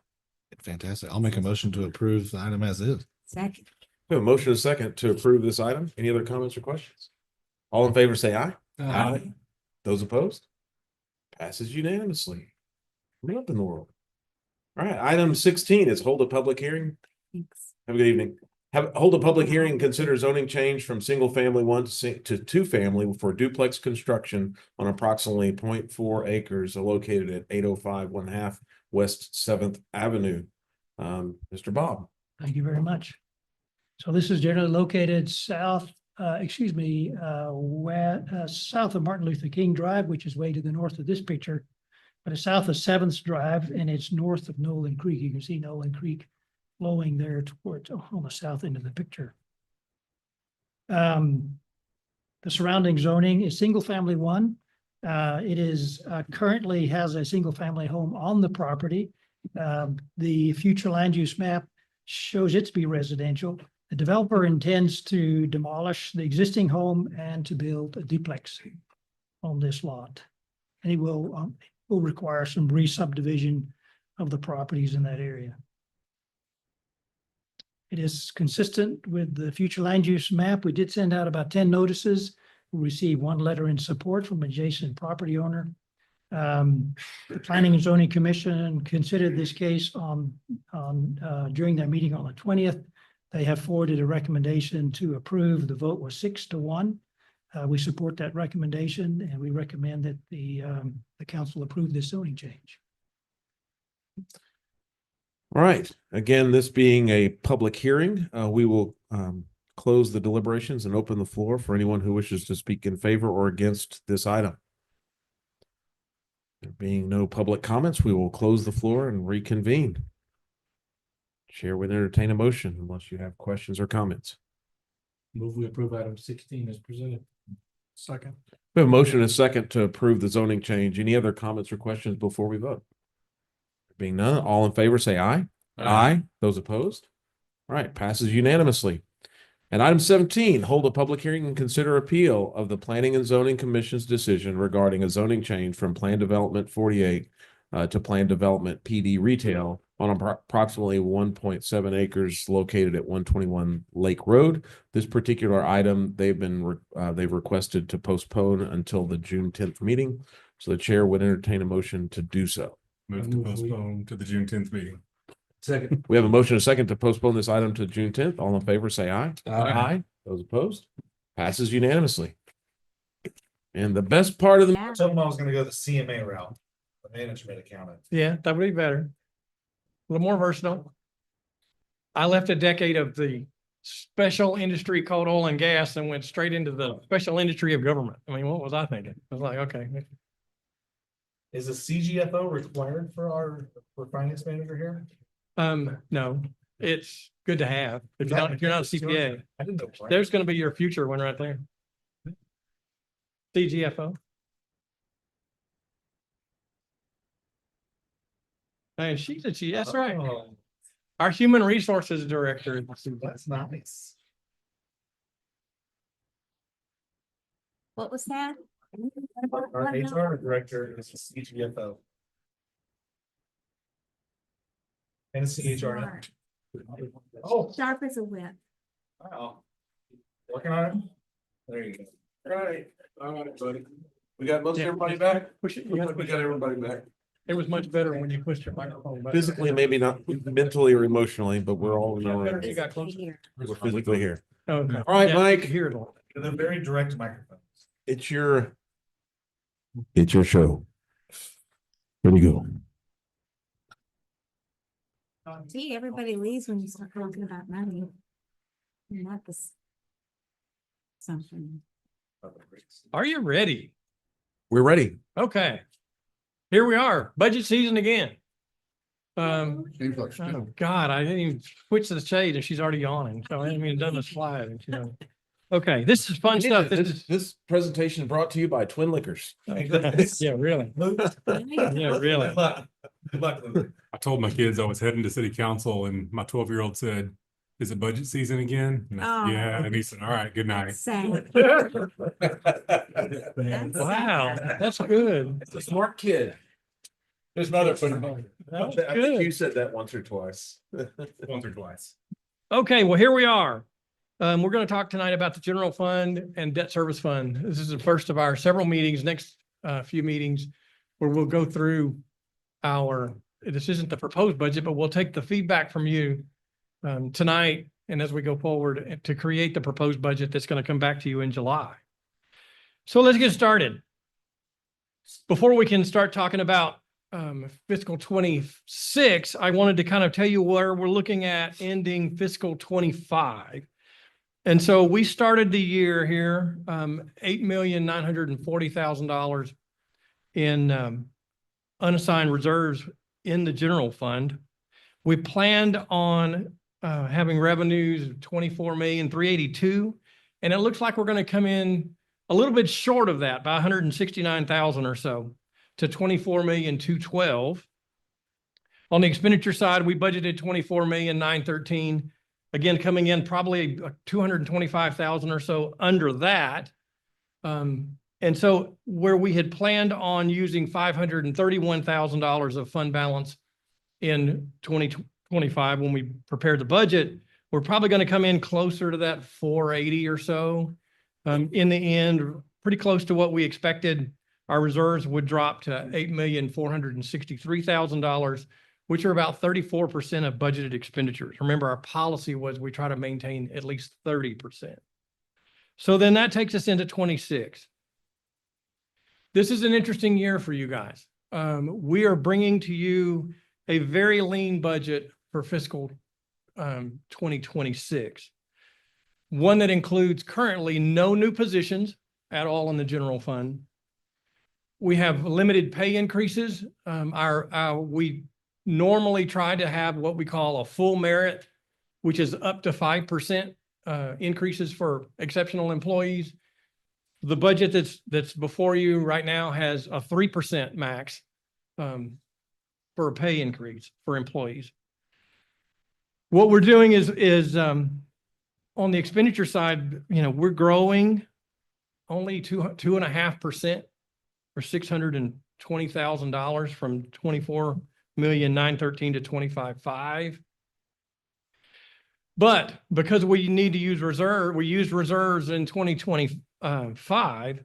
We've got to make up that difference in 2026 on the revenue side. So revenues would increase by $1 million in 2026 or 4.3%. And to do that, to get to that number based upon preliminary numbers, we might need a tax rate increase. We're not setting a tax rate tonight. I'm going to show you some information about that. So restate that again. So because we used reserves the prior year, the goal is to make up those reserves in this current year. Correct. Is the goal to maintain 30% of fund balance, or is the goal to go back to where we were the prior year? 30%. No, the goal is to stay above 30. Okay. All right. And if I take you there, you'll see where we're Okay. going to go. All right. So this is an updated for 26 fund balance. So we would start, if my magic numbers came in, $8.4 million in reserves, 34% of budgeted expenditures. We would have revenues of 25,434,000, expenditures of 25,534 with that rate that I mentioned before. We would still actually use reserves. That I'm even at the rate that we just talked about, I wouldn't be covering my full cost there with revenue, but we would end up around there, 8.3 million in reserves at the end of 26, or 32.7% of budgeted expenditures. Again, our policy is to maintain at least 30. But you're proposing a rate increase even though we're 2.7% above our goal. Correct. Again, it's the goal is at least 30. Understand? Yeah, not, but yes, there is still some room there. And so, yeah. Okay. So just doing my math, it's around 7.7 million would be our floor. Correct. A floor is a great word. That's yes. Not necessarily our goal. It's just our floor. Correct. And again, that floor. Yeah.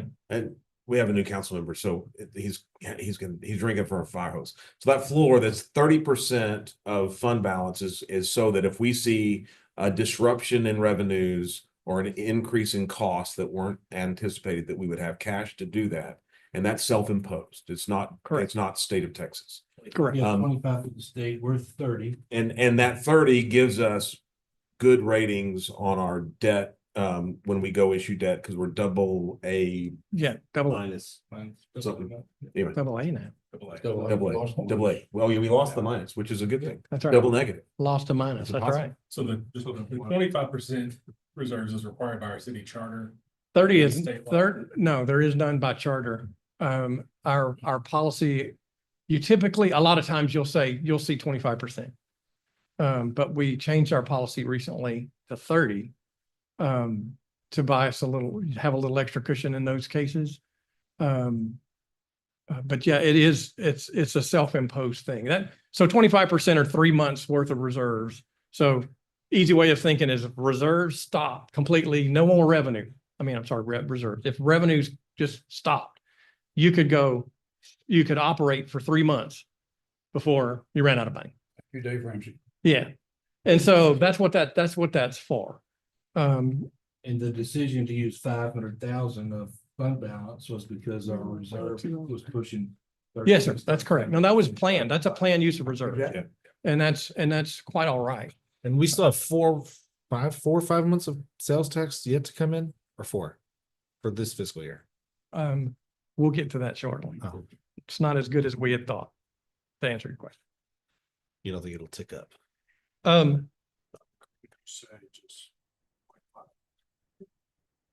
Say that again.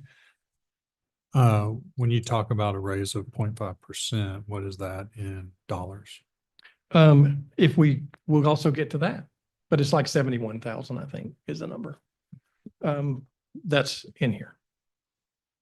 Good questions all. I have answers coming. That's good. Okay. Softball. So looking at all of our revenue sources, that's this group here, property tax, sales tax, franchise taxes, et cetera. What I want to show you is a budget to budget comparison from 2025 to 2026. So again, I mentioned we have $24,382,000 budgeted in 2025, $25,434,000 budgeted revenues in 2026. And then here you can see the difference between these two numbers here. So property taxes make up 39% of general fund revenues in 2026. Sales tax is 27% of the budget. You know, a good mix there. But anyway, so you can see that these grow, you know, property tax, we'll just go on from that. No point harping on that. So what am I back to telling you? that, so the other big numbers, when you say service charges, what is that? Service charges, the $2 or more million of that is charged for trash pickup. Remember, we have a pass-through contract with Waste Management where we get the revenue and then we give it to them. So it's both on both the revenue side and the expenditure side. So the majority of that is that. We also charge BISD for security and things like that. That are also part of like 500,000 of that number. So that's the majority of it. Okay. So let's talk taxes for a bit here. So we are very early in this process, but in April, at the end of April, the appraisal district provides taxing entities what they call their certified estimate of values. That's not the certified tax roll. They take their appraisals at January 1. They kind of figure they're going to lose a certain amount of values due to protests and all that. The certified estimate is kind of thumb in the wind where they think we're going to end after all protests are done.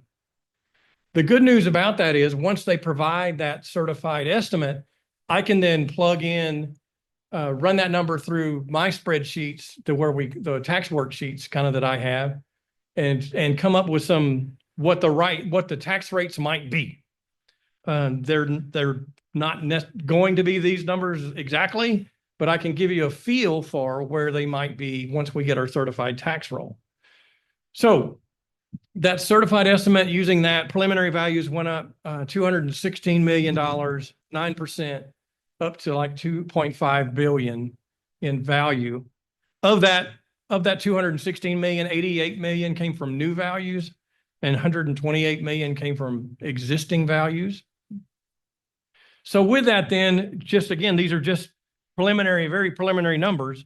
I can calculate these rates that you see here. We have the no new revenue tax rate would be 51.25. Now the no new revenue tax rate is the rate that would bring in an equal amount of revenue from existing property owners in both years. So the same property owners in year 1 and year 2. It doesn't include new value in that no new revenue tax rate. But that rate would be 51.25.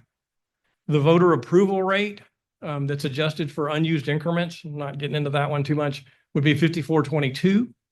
And the de minimis tax rate, that's the maximum tax rate that we could adopt without an election. Again, these are all just preliminary numbers, would be 54.33. So two quick questions on that. When did you say that we get the certified number? Certified roll will get the week of July 25. And do you have either historical data or a feel for how accurate the preliminary value estimates have been compared to the certified value? They're reasonably accurate. It'll probably be better than that. I mean, essentially they're using their history of protests and all too. So, and the values, okay, so here's the way it works. They have a value, people that are protesting have a value, and somewhere they meet in the middle. So what they're doing is they're going to take the certified estimate kind of as where do they think those things might land. I I think they've been, I can't remember the number. I've looked at it before, how on a percentage basis, how accurate. It might be better than this when we're all said and done. But I can, because they are the experts on our property values, I take that for what it says, and they're telling us this is where we think you're going to land. So discounting it just for the sake of discounting it is not as prudent as it would be just saying, okay, you told me this is where you think we're going to be. The real unknowns here is what's the TERS value going to end up being?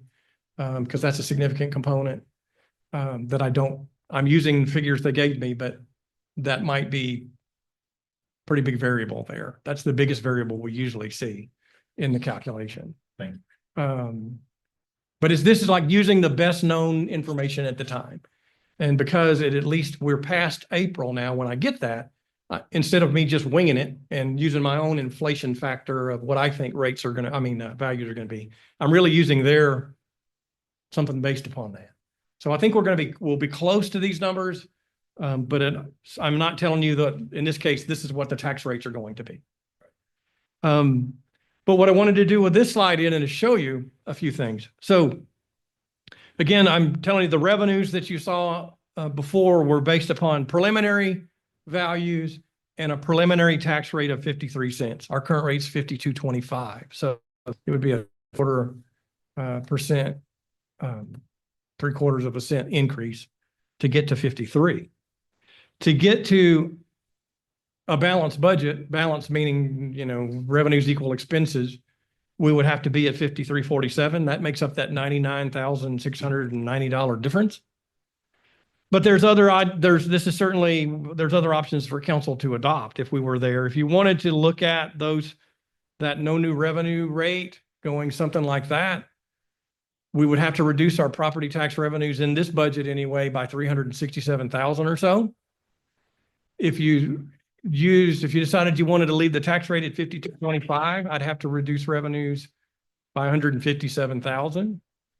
And then if you went the other way, if you decided you look in, voter approval, how much would that be? An additional 256, and then that maximum rate would bring in another 279. We get about $210,000 to the general fund or so with every penny that we increase, or with every penny change. It's about 210,000. So we're moving in the right direction in that sense. So before we go on from that, again, for Luke, first time going through this, let's talk about what no new revenue rate, what last year's rate week means, just a little bit about some of the definitions of what that is. Yeah. That's what I said. No new revenue is that revenue that rate that will bring in the same amount of revenue from the same taxpayers in 2 years. So you have taxpayers in 2025, and then those same taxpayers in 2026.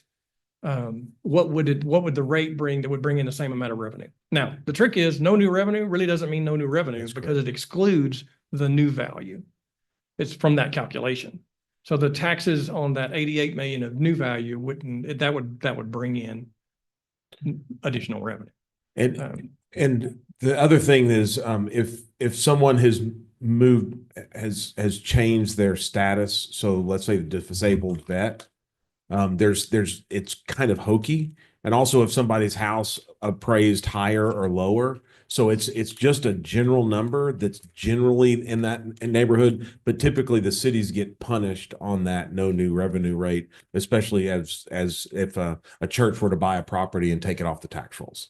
And so anyway, so there's a little bit there, but generally that's kind of where the lowest rate that you would probably ever consider. Voter approval is the rate that'll bring in 3.5% more money than last year from those existing properties. Plus then what they call an unused increment rate, which is the difference between what you adopted last year and the voter approval rate. That's just way too much inside baseball. You can bank your increases. So if you just don't increase for 3 years, you can actually take those 3% and then go up 9% in 3 years if you need it. The de minimis rate is the rate that would bring in 500,000. This was the old when the legislature went down from an 8% increase to a 3.5% increase about 2 legislative sessions ago, they threw in this extra thing called what we call the fire truck rate. It'll bring in $500,000, the rate that will bring in $500,000 more of additional revenue. So for a small city, that is could be a big number. Then that's what de minimis is. If de minimis exceeds voter approval, then the de minimis rate becomes the voter approval rate. The rate you can't go over without voter approval. See how confusing this gets? Yeah. The more the legislature tries to simplify things and language things, the more complicated or worse it gets to understand.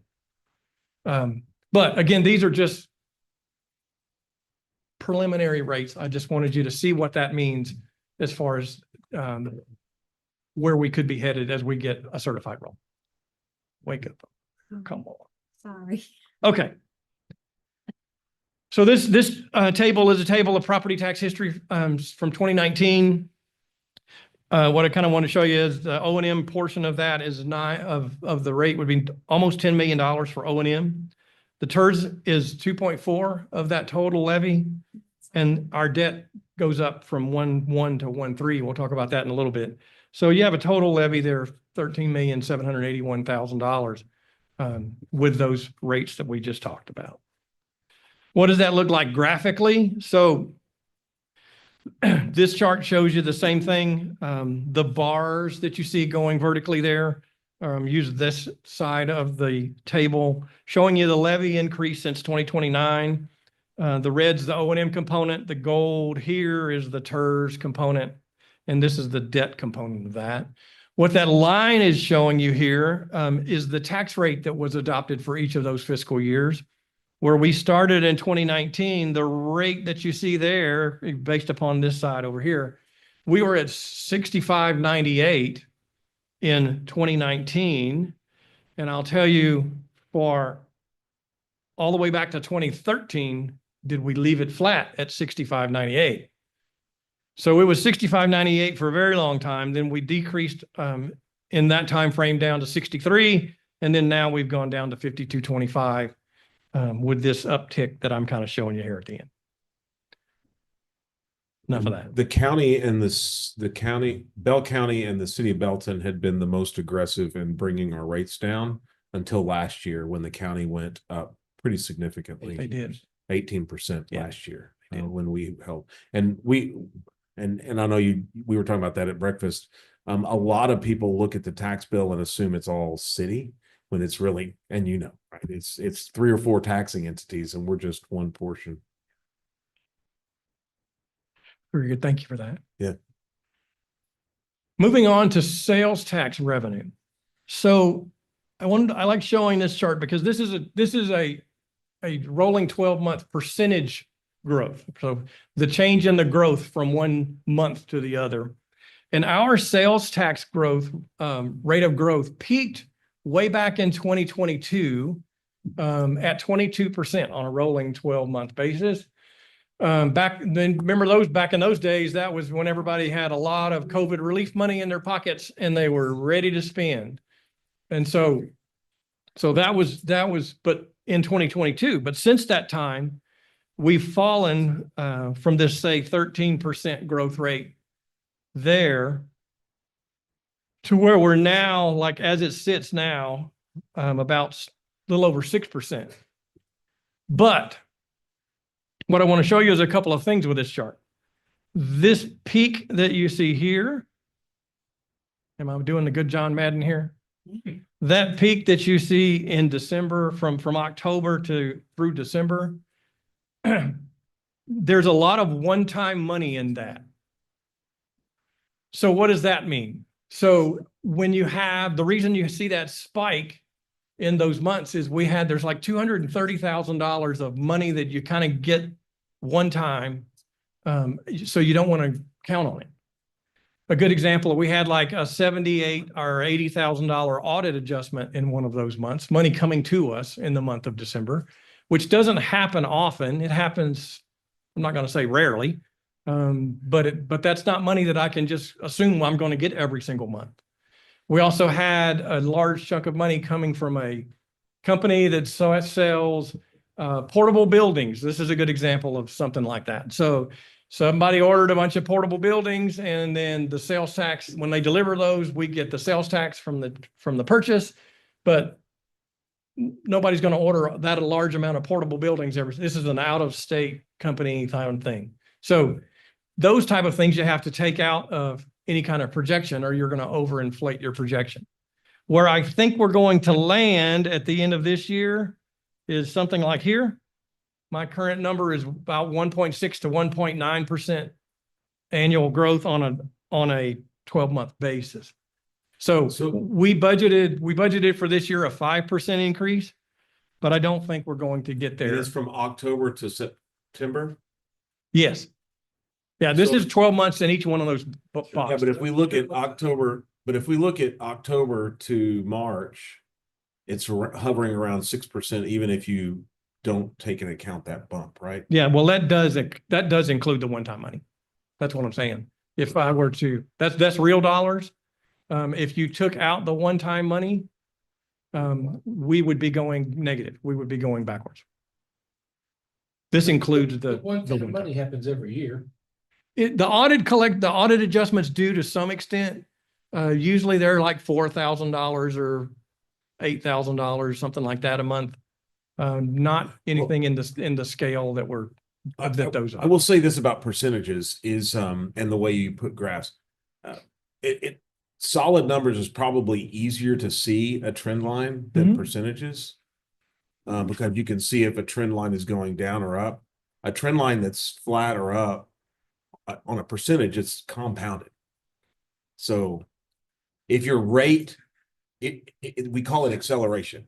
If the rate of growth is increasing, you're accelerating. Correct. And if your rate of growth is steady, then you're maintaining.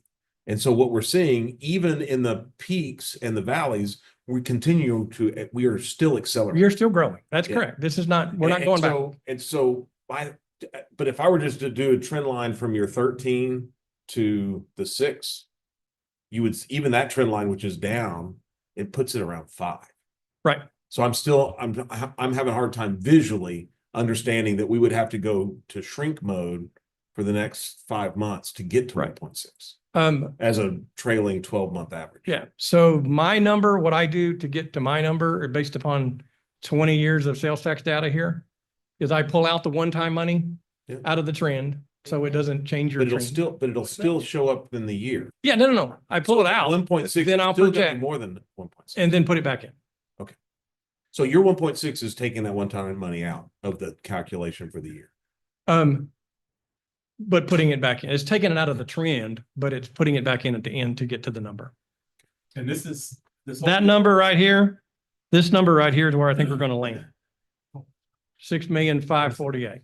That's the graph you want. That's the graph. The previous graph with the yellow line, that's percentage change. So as long as that doesn't dip below 0, it still is. You're still reflecting growth. You are. This is all growth. So As long as it's above 0. It's pointing down, but that doesn't mean that we're losing money. It just Correct. means that the numbers aren't growing as fast as they were in March of 23. Right. That's 0. So as long as you stay above 0, you're still growing. This is the pace of that growth. Right. That's the real number where I think we're going to land. 6,548,000. Okay. What are you budgeting? We budgeted, I don't remember what the budget exactly is. We'll get to that here in here, I'll show you. We'll be close. Hold on. We'll be close. If we feel like the trend is down, then it's gonna keep going down. Yeah, I'm going backwards too far. So to answer your question, we budgeted 6,635. My number is 6,548. Right. It's pretty close. We budgeted 5%. That's close. But you said you felt like your trend would stay down. But you're budgeting 4% over 1.6% current. Correct. Why?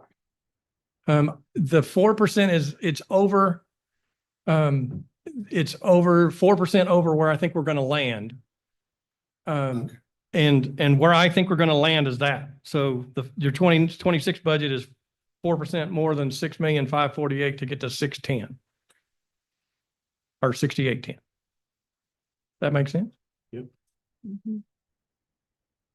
So, Hope it's a big Twin Liquors. yeah. What you see, Yeah, there's a number of for more reasons than one, sales tax revenue that they projected for the last. Loves would have brought in $500,000 in sales tax. Yeah, but that's total. FYI. That's FYI, total, for that's the total. year, That's for the not for year. us. That's not for us. That's total. Yeah. Yeah, we would only get I one. get Yeah. it, but point made, Yeah. point made. so these growth rates that you see up here, that's unnatural sales tax growth. You only see those generally when you have a lot of stuff moving in and everything. And a lot of that's that COVID money. When did collection of sales tax on items shipped to your residence, when did that legislation hit? That was pre-2019, I think. Okay. Yeah, it would have been probably 2017, I think, when that started, I was Big part of jump. that. Everybody's locked inside with their Amazon account. That's Yeah. So other revenues, Things to see.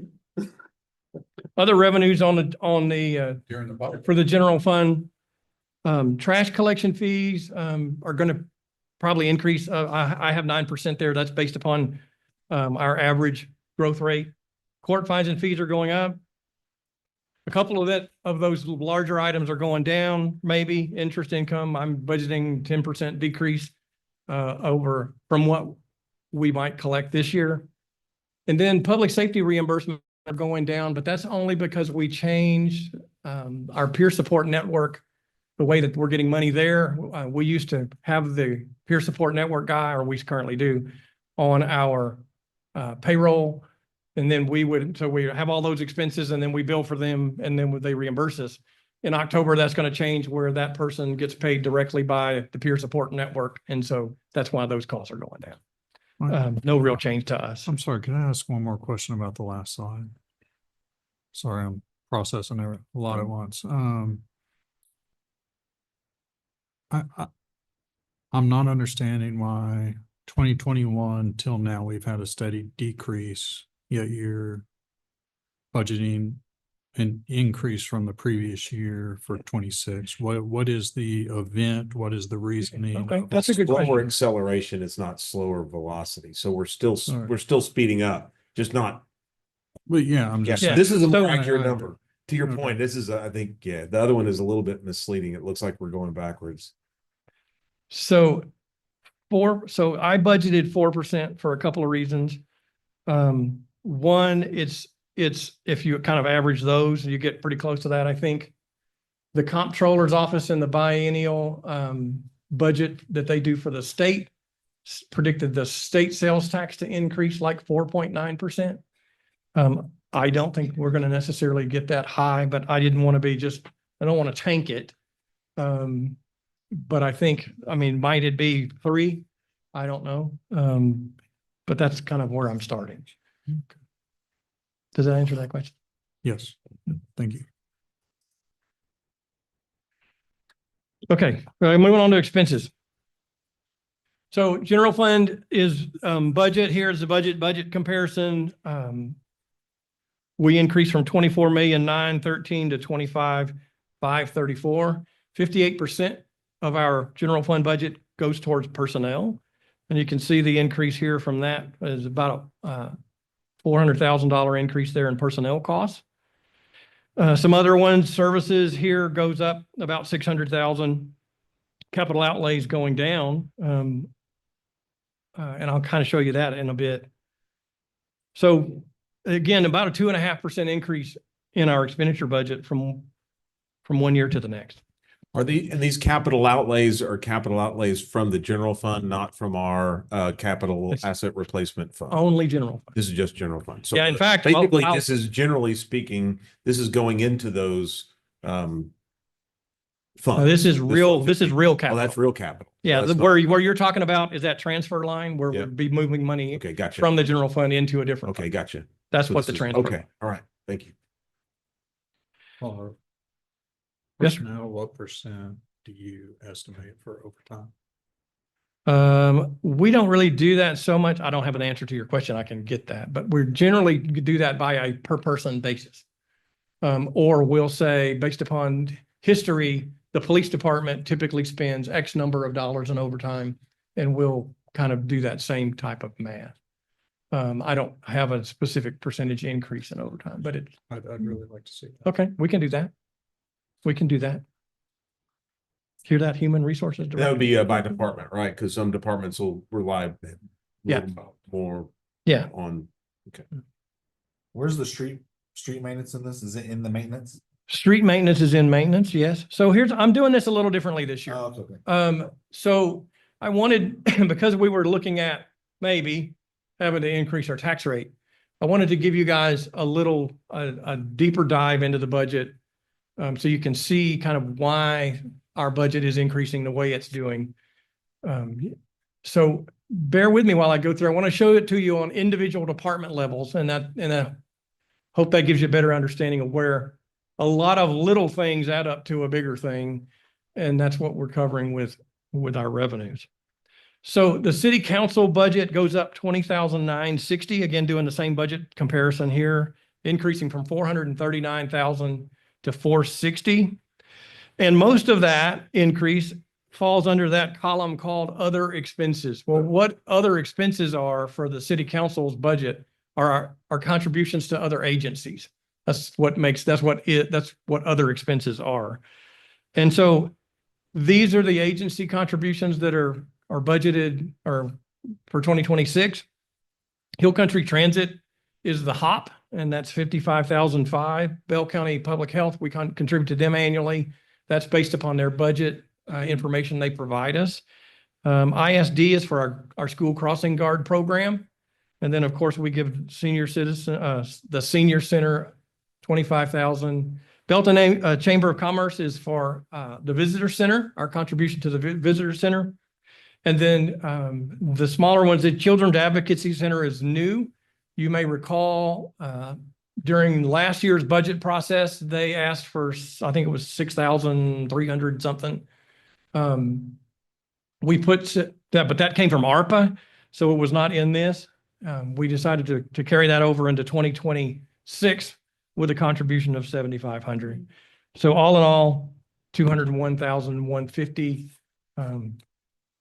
contributions to other agencies. What is the Bell Coryell Karst? That's a good question. ANTS, ANTS. Oh, yes. That's what a karst is. So the Bell County. So we have some rare ants here in Bell County. And this is the study of environmentally sensitive. Yeah, that's what all it is. It's some kind of white blind ant that lives in holes way down deep. You can't see them, but you don't want to disturb them. And we had to find out if we disturb them, how much that's going to cost us. And This is a joint effort with Bell County. They're leading a regional study. And so all the cities and counties are participating in this study to evaluate that, so that we're doing it all as a group. It could be an impact of development. So we're trying to identify it and analyze that in advance, so individual developers don't have to do this kind of analysis on their own. So group effort to try to figure out what the answers are and what the mitigation might be to address the situation. Okay. You said a white and blind ant. Is that what you said? This is an unfunded mandate. It's an unfunded mandate. That's exactly correct. We're paying for it because somebody else said we need to. Okay, very good. So the city administration budget goes up $98,000 in 2026. A lot of that is here in personnel. So what we're doing is in 2025, we're reclassifying a public relations position from the PD division into the city administration division.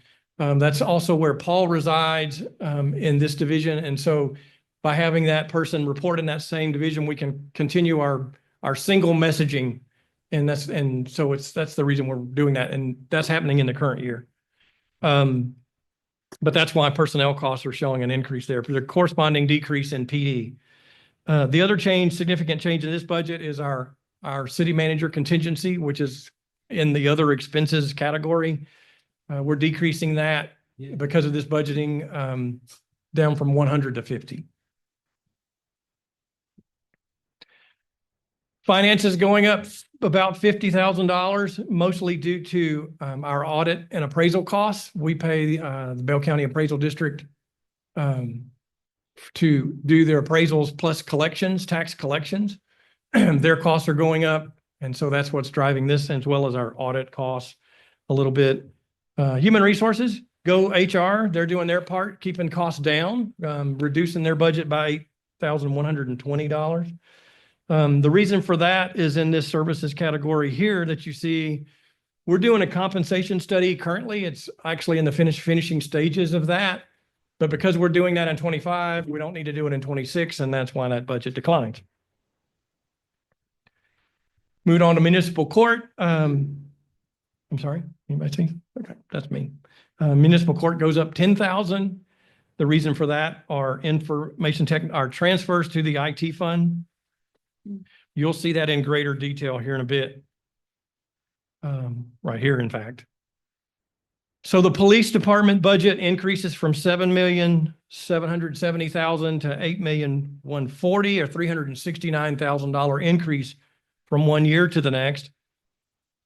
A few reasons for that. The biggest is this transfer to the IT fund. That one, that's a big chunk of that. So you see that increase of 300 grand there.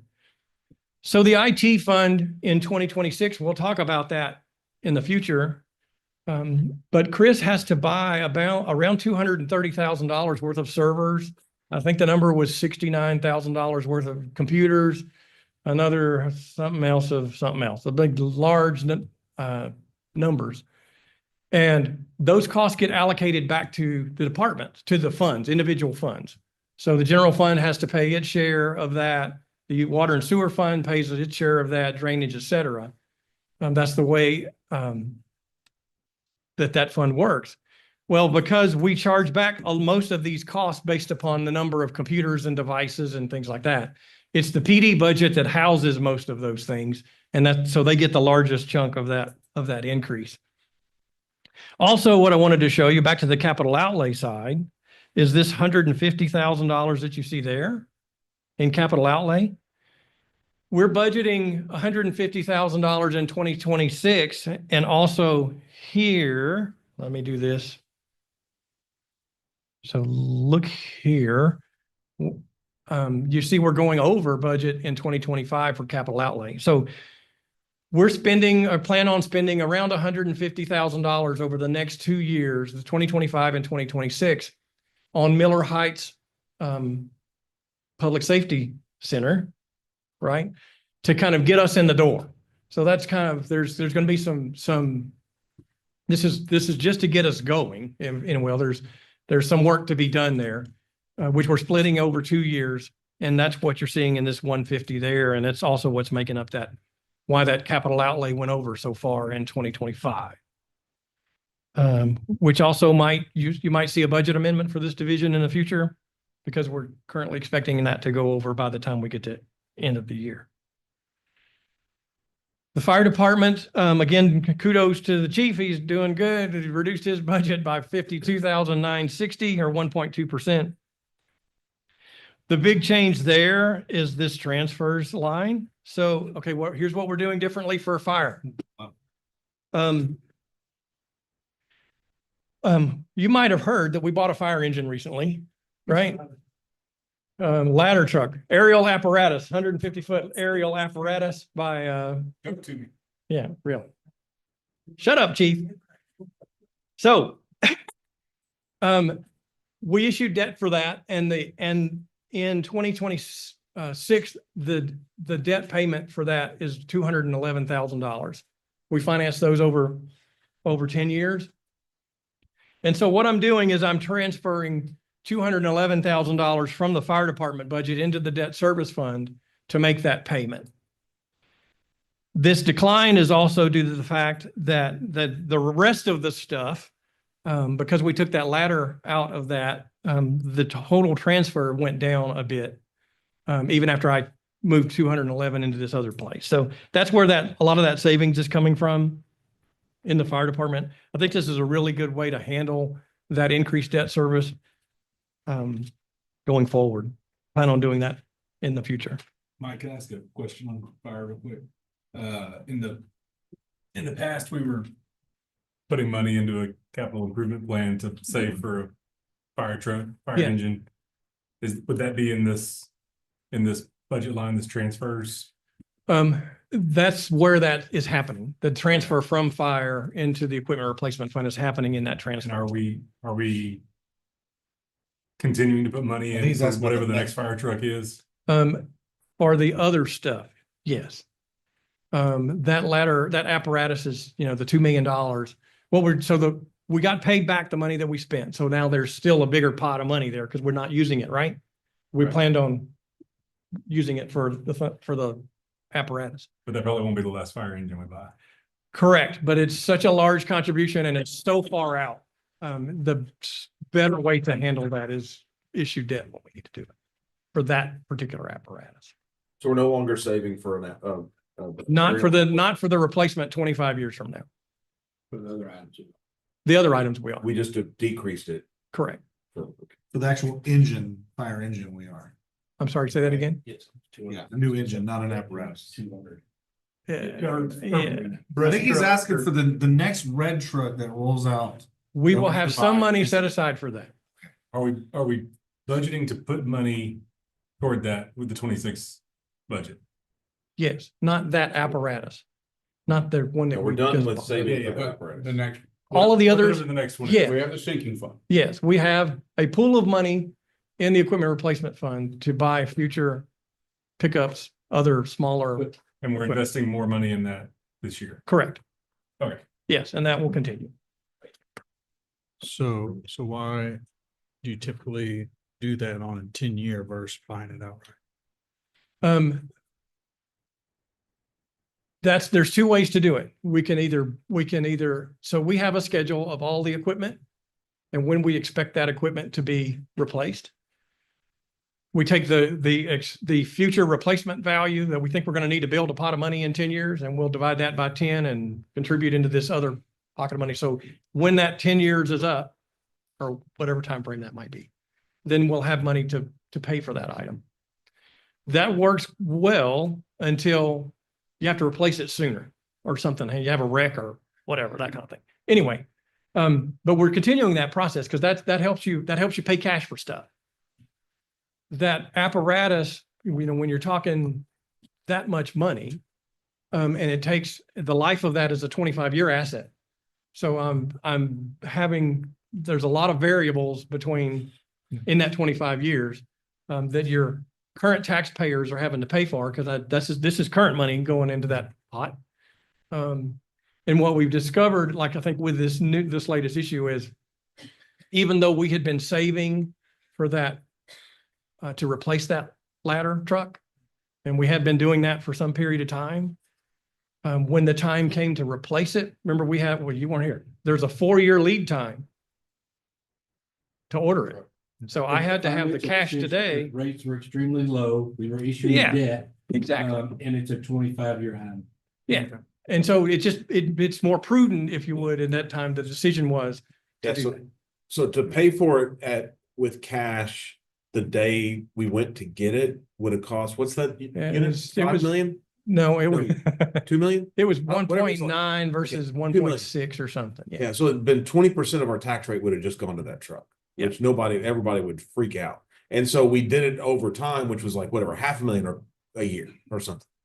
Well, that's still a lot of our tax rate. So we're actually borrowing at a low rate so we can keep our tax rate low. And we're earning 4.5% on it. That's right. Yeah, we earned 4.5 on savings versus 5. Yeah. Our true interest. Money on the bargain. Yeah. Yeah, our true interest cost was like 3.6. Very good discussion. Streets. So the streets budget in 26 going up 135,000. The big driver there is our street maintenance program, which we're increasing by 5% annually.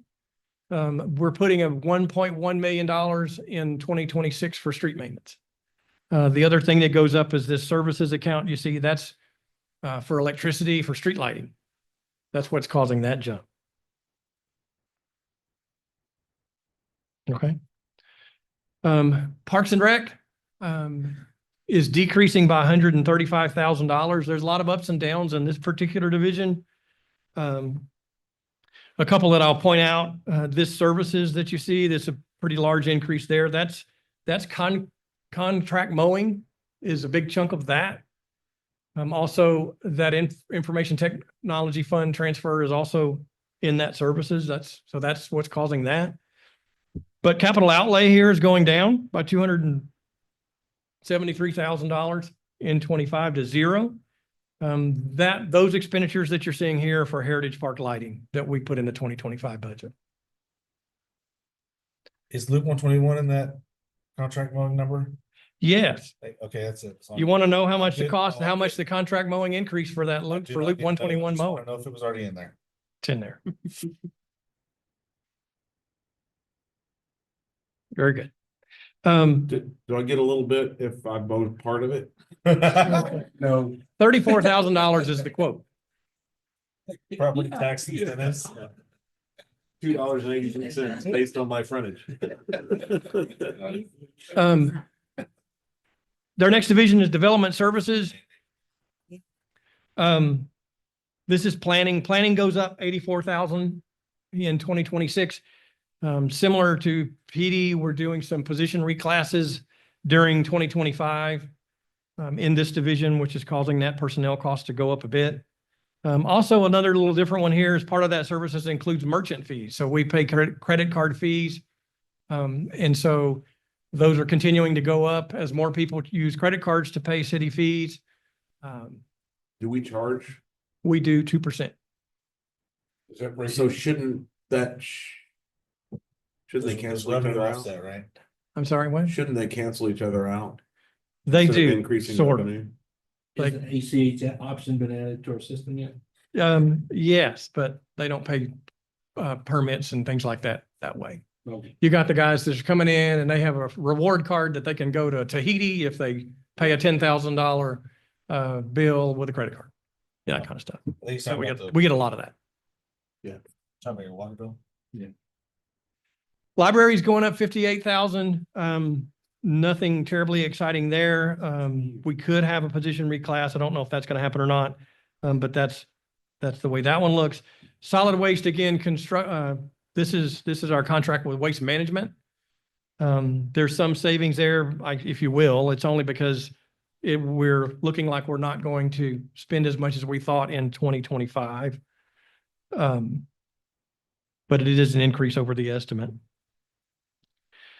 Fleet maintenance goes up slightly, $37,000. And that's partly because we need to replace a vehicle lift up here, and then maintenance is going actually down to offset that to some extent. Anyway, that's exciting. But this is the big thing. So what I've just showed you is our what we call our basic budget. A basic budget is that which in my world is the budget that kind of keeps you doing what you've been doing.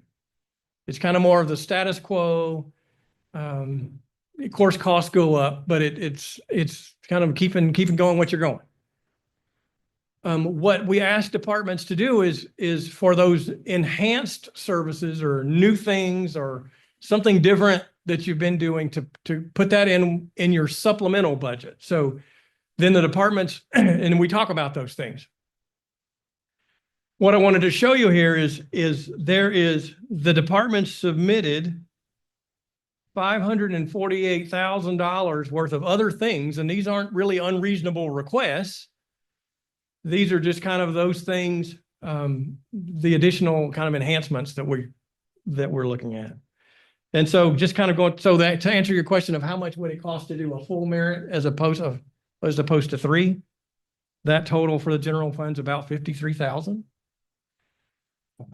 There was a supplemental request for an additional position in city administration, basically a public information officer position. You'll recall that we've been having some discussions on, again, messaging and communications and things like that. There's was a request for a human resources generalist position. Mike, I'm sorry. Yes. The PIO, you I think you mentioned something about that in the moving from police to Correct. city administration. This would be a third. Okay. Yeah, so what we did is we just took the same FTE and put it in a different box. So we moved it from police to city admin. That's still no change to the equivalent, to positions. It's just putting them in a different Okay. division. So this would be, a third this would be a third. position in the communication department. That's correct. An HR generalist position's about 69,000 all in. Fire asked to reclass 3 firefighter positions to lieutenants, as well as some equipment that they were needing for training. There's this excavator attachment in streets.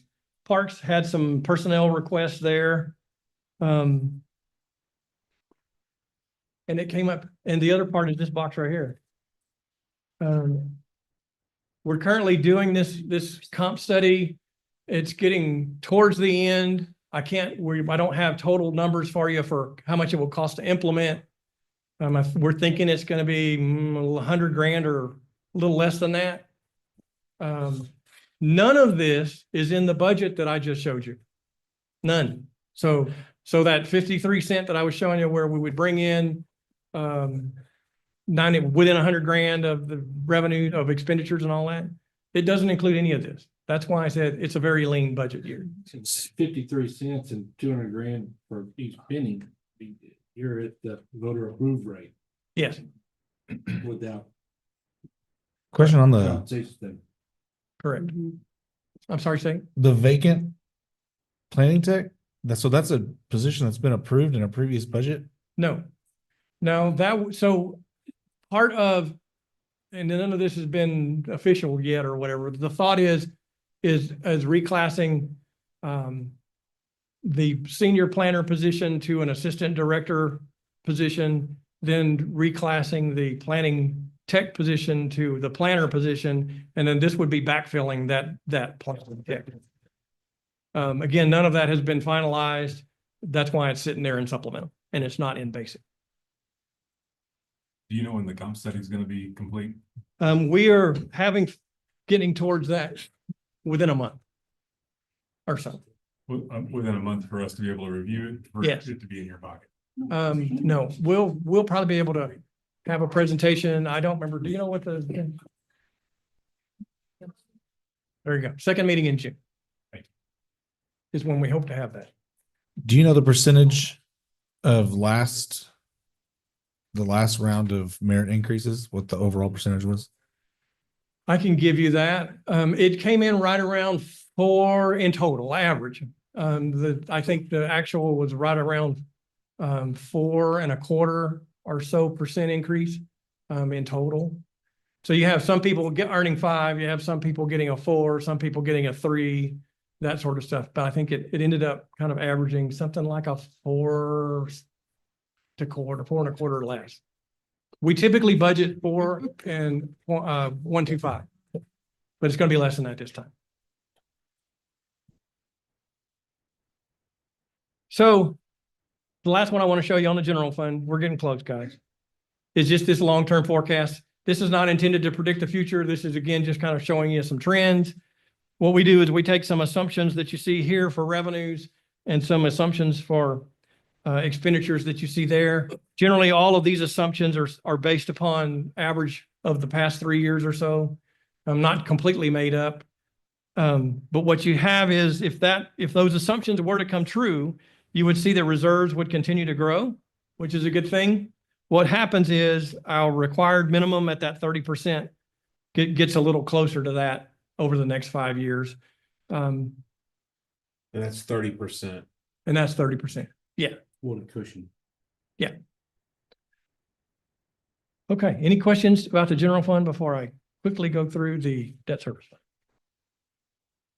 No. Okay. No. Looking at the debt service fund for 2026, we're starting the year, if it works out the way we're thinking, we're going to start with about $3,600 in reserves, revenues of $1,551,000, expenditures of $1,508. We would end up with around $46,000 in reserves. So just so you know too, this balance, because the way I'm doing the fire department, remember, I'm setting aside that money as we go, that will grow a little bit as during the year anyway, until we make those payments. So, this is that transfer I was telling you about, moving the 211,000 from the general fund into the debt service fund for the debt on the fire apparatus. Again, you see an increase there in the property taxes due to debt service.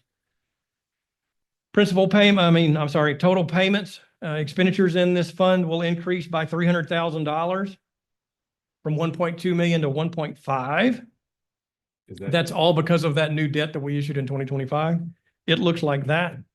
This is the addition that you see there, 2,305,000. That's 10-year debt. It's got a coupon of 5%, but that's not the true interest cost of that debt. We actually came in at about 3.6, 3.7% in true interest cost, the yield on that debt. So that was really good. That's why we financed the fire truck. That's also 10-year debt. You see that matures in 2035. That debt service looks like this over the next 10 years. You'll see we'll continue to pay debt payments around that $1.4 million for a while. It'll drop down considerably as stuff matures in 2031. And then this is those out years for that fire engine. Wow. In summary. Just, yes, sir. just for context, 25 years ago, 20 plus years ago, we always, in order to make the budget, we packed, that thing was flat. It's like always maintain this level of debt. It's really nice to see that debt is got a slope to zero. It's also Now, crazy that that's within 10 years too. That's It could within be- 10 years, not 20 years. Correct. This is 10 years potential slope to zero. Yeah. Not that we necessarily want to do that, because sometimes debt is cheaper than money. So yeah, but it's really, that's a pretty graph. So we know what we're gonna pay. Why do we budget for excess in this fund? Well, there's a couple of reasons for that. One, 3%. I mean, that's 46,000 we could use. That 46,000. So a couple of things here. Light bulbs in It's 46,000 is subject to interpretation of whether that's excess. Because we count, But here's what's missing. we count transfers as an expenditure in our general fund. Yes. So then we have to keep 30% of that, which means we're kind of double dipping on the. Yeah, here's what's missing, the part that you're missing on this. This is total revenue. I know what kind of current revenue is going to be, essentially. That's based upon the tax rate that we adopt. What's also part of this is penalty and interest, and delinquent collections and things. And I'm budgeting a certain amount of money for those items, and it doesn't always come true. Same with the collections. The debt rate that we establish is based upon, say, 100% collection rate that's established by the Belcad. And we haven't been collecting 100% in year one. We'll collect about 98 or so percent in year one. So if you don't have that, this fund's going to go negative. And it's done that in the last 3 years, or 3 years ago, 2 years ago.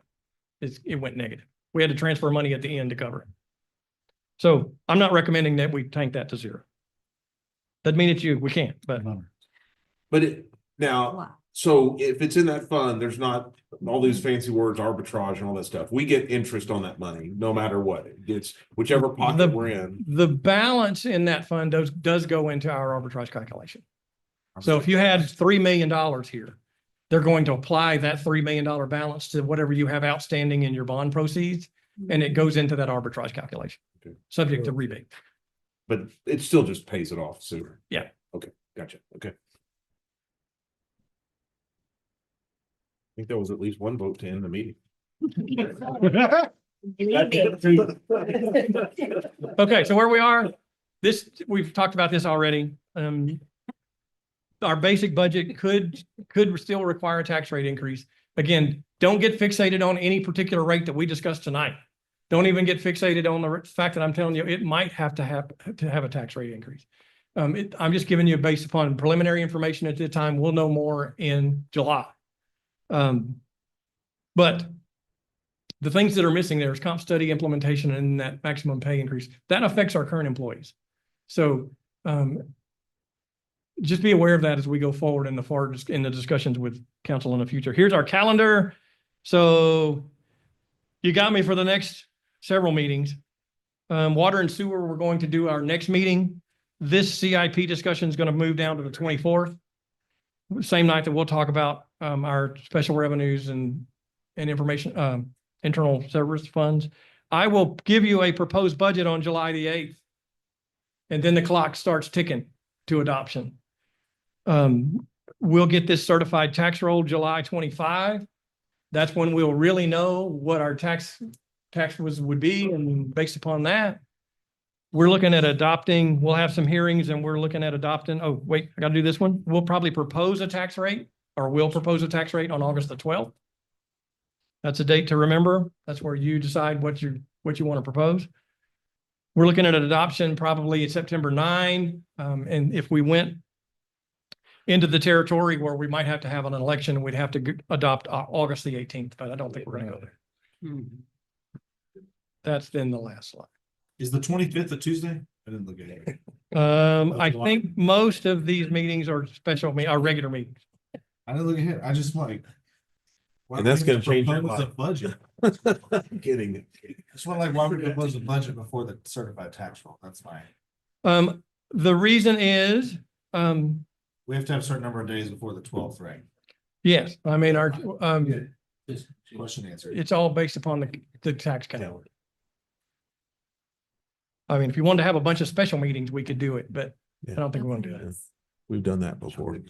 The only comment I would make, number one, thank you for all the work that you've done to get it kind of teed up so we can start processing it. I would encourage anybody here to maybe print it out or to read it and just get familiar with it, because there's some things that may stand out to you later that didn't, because we had 55 million public comments tonight, so brains get mushy.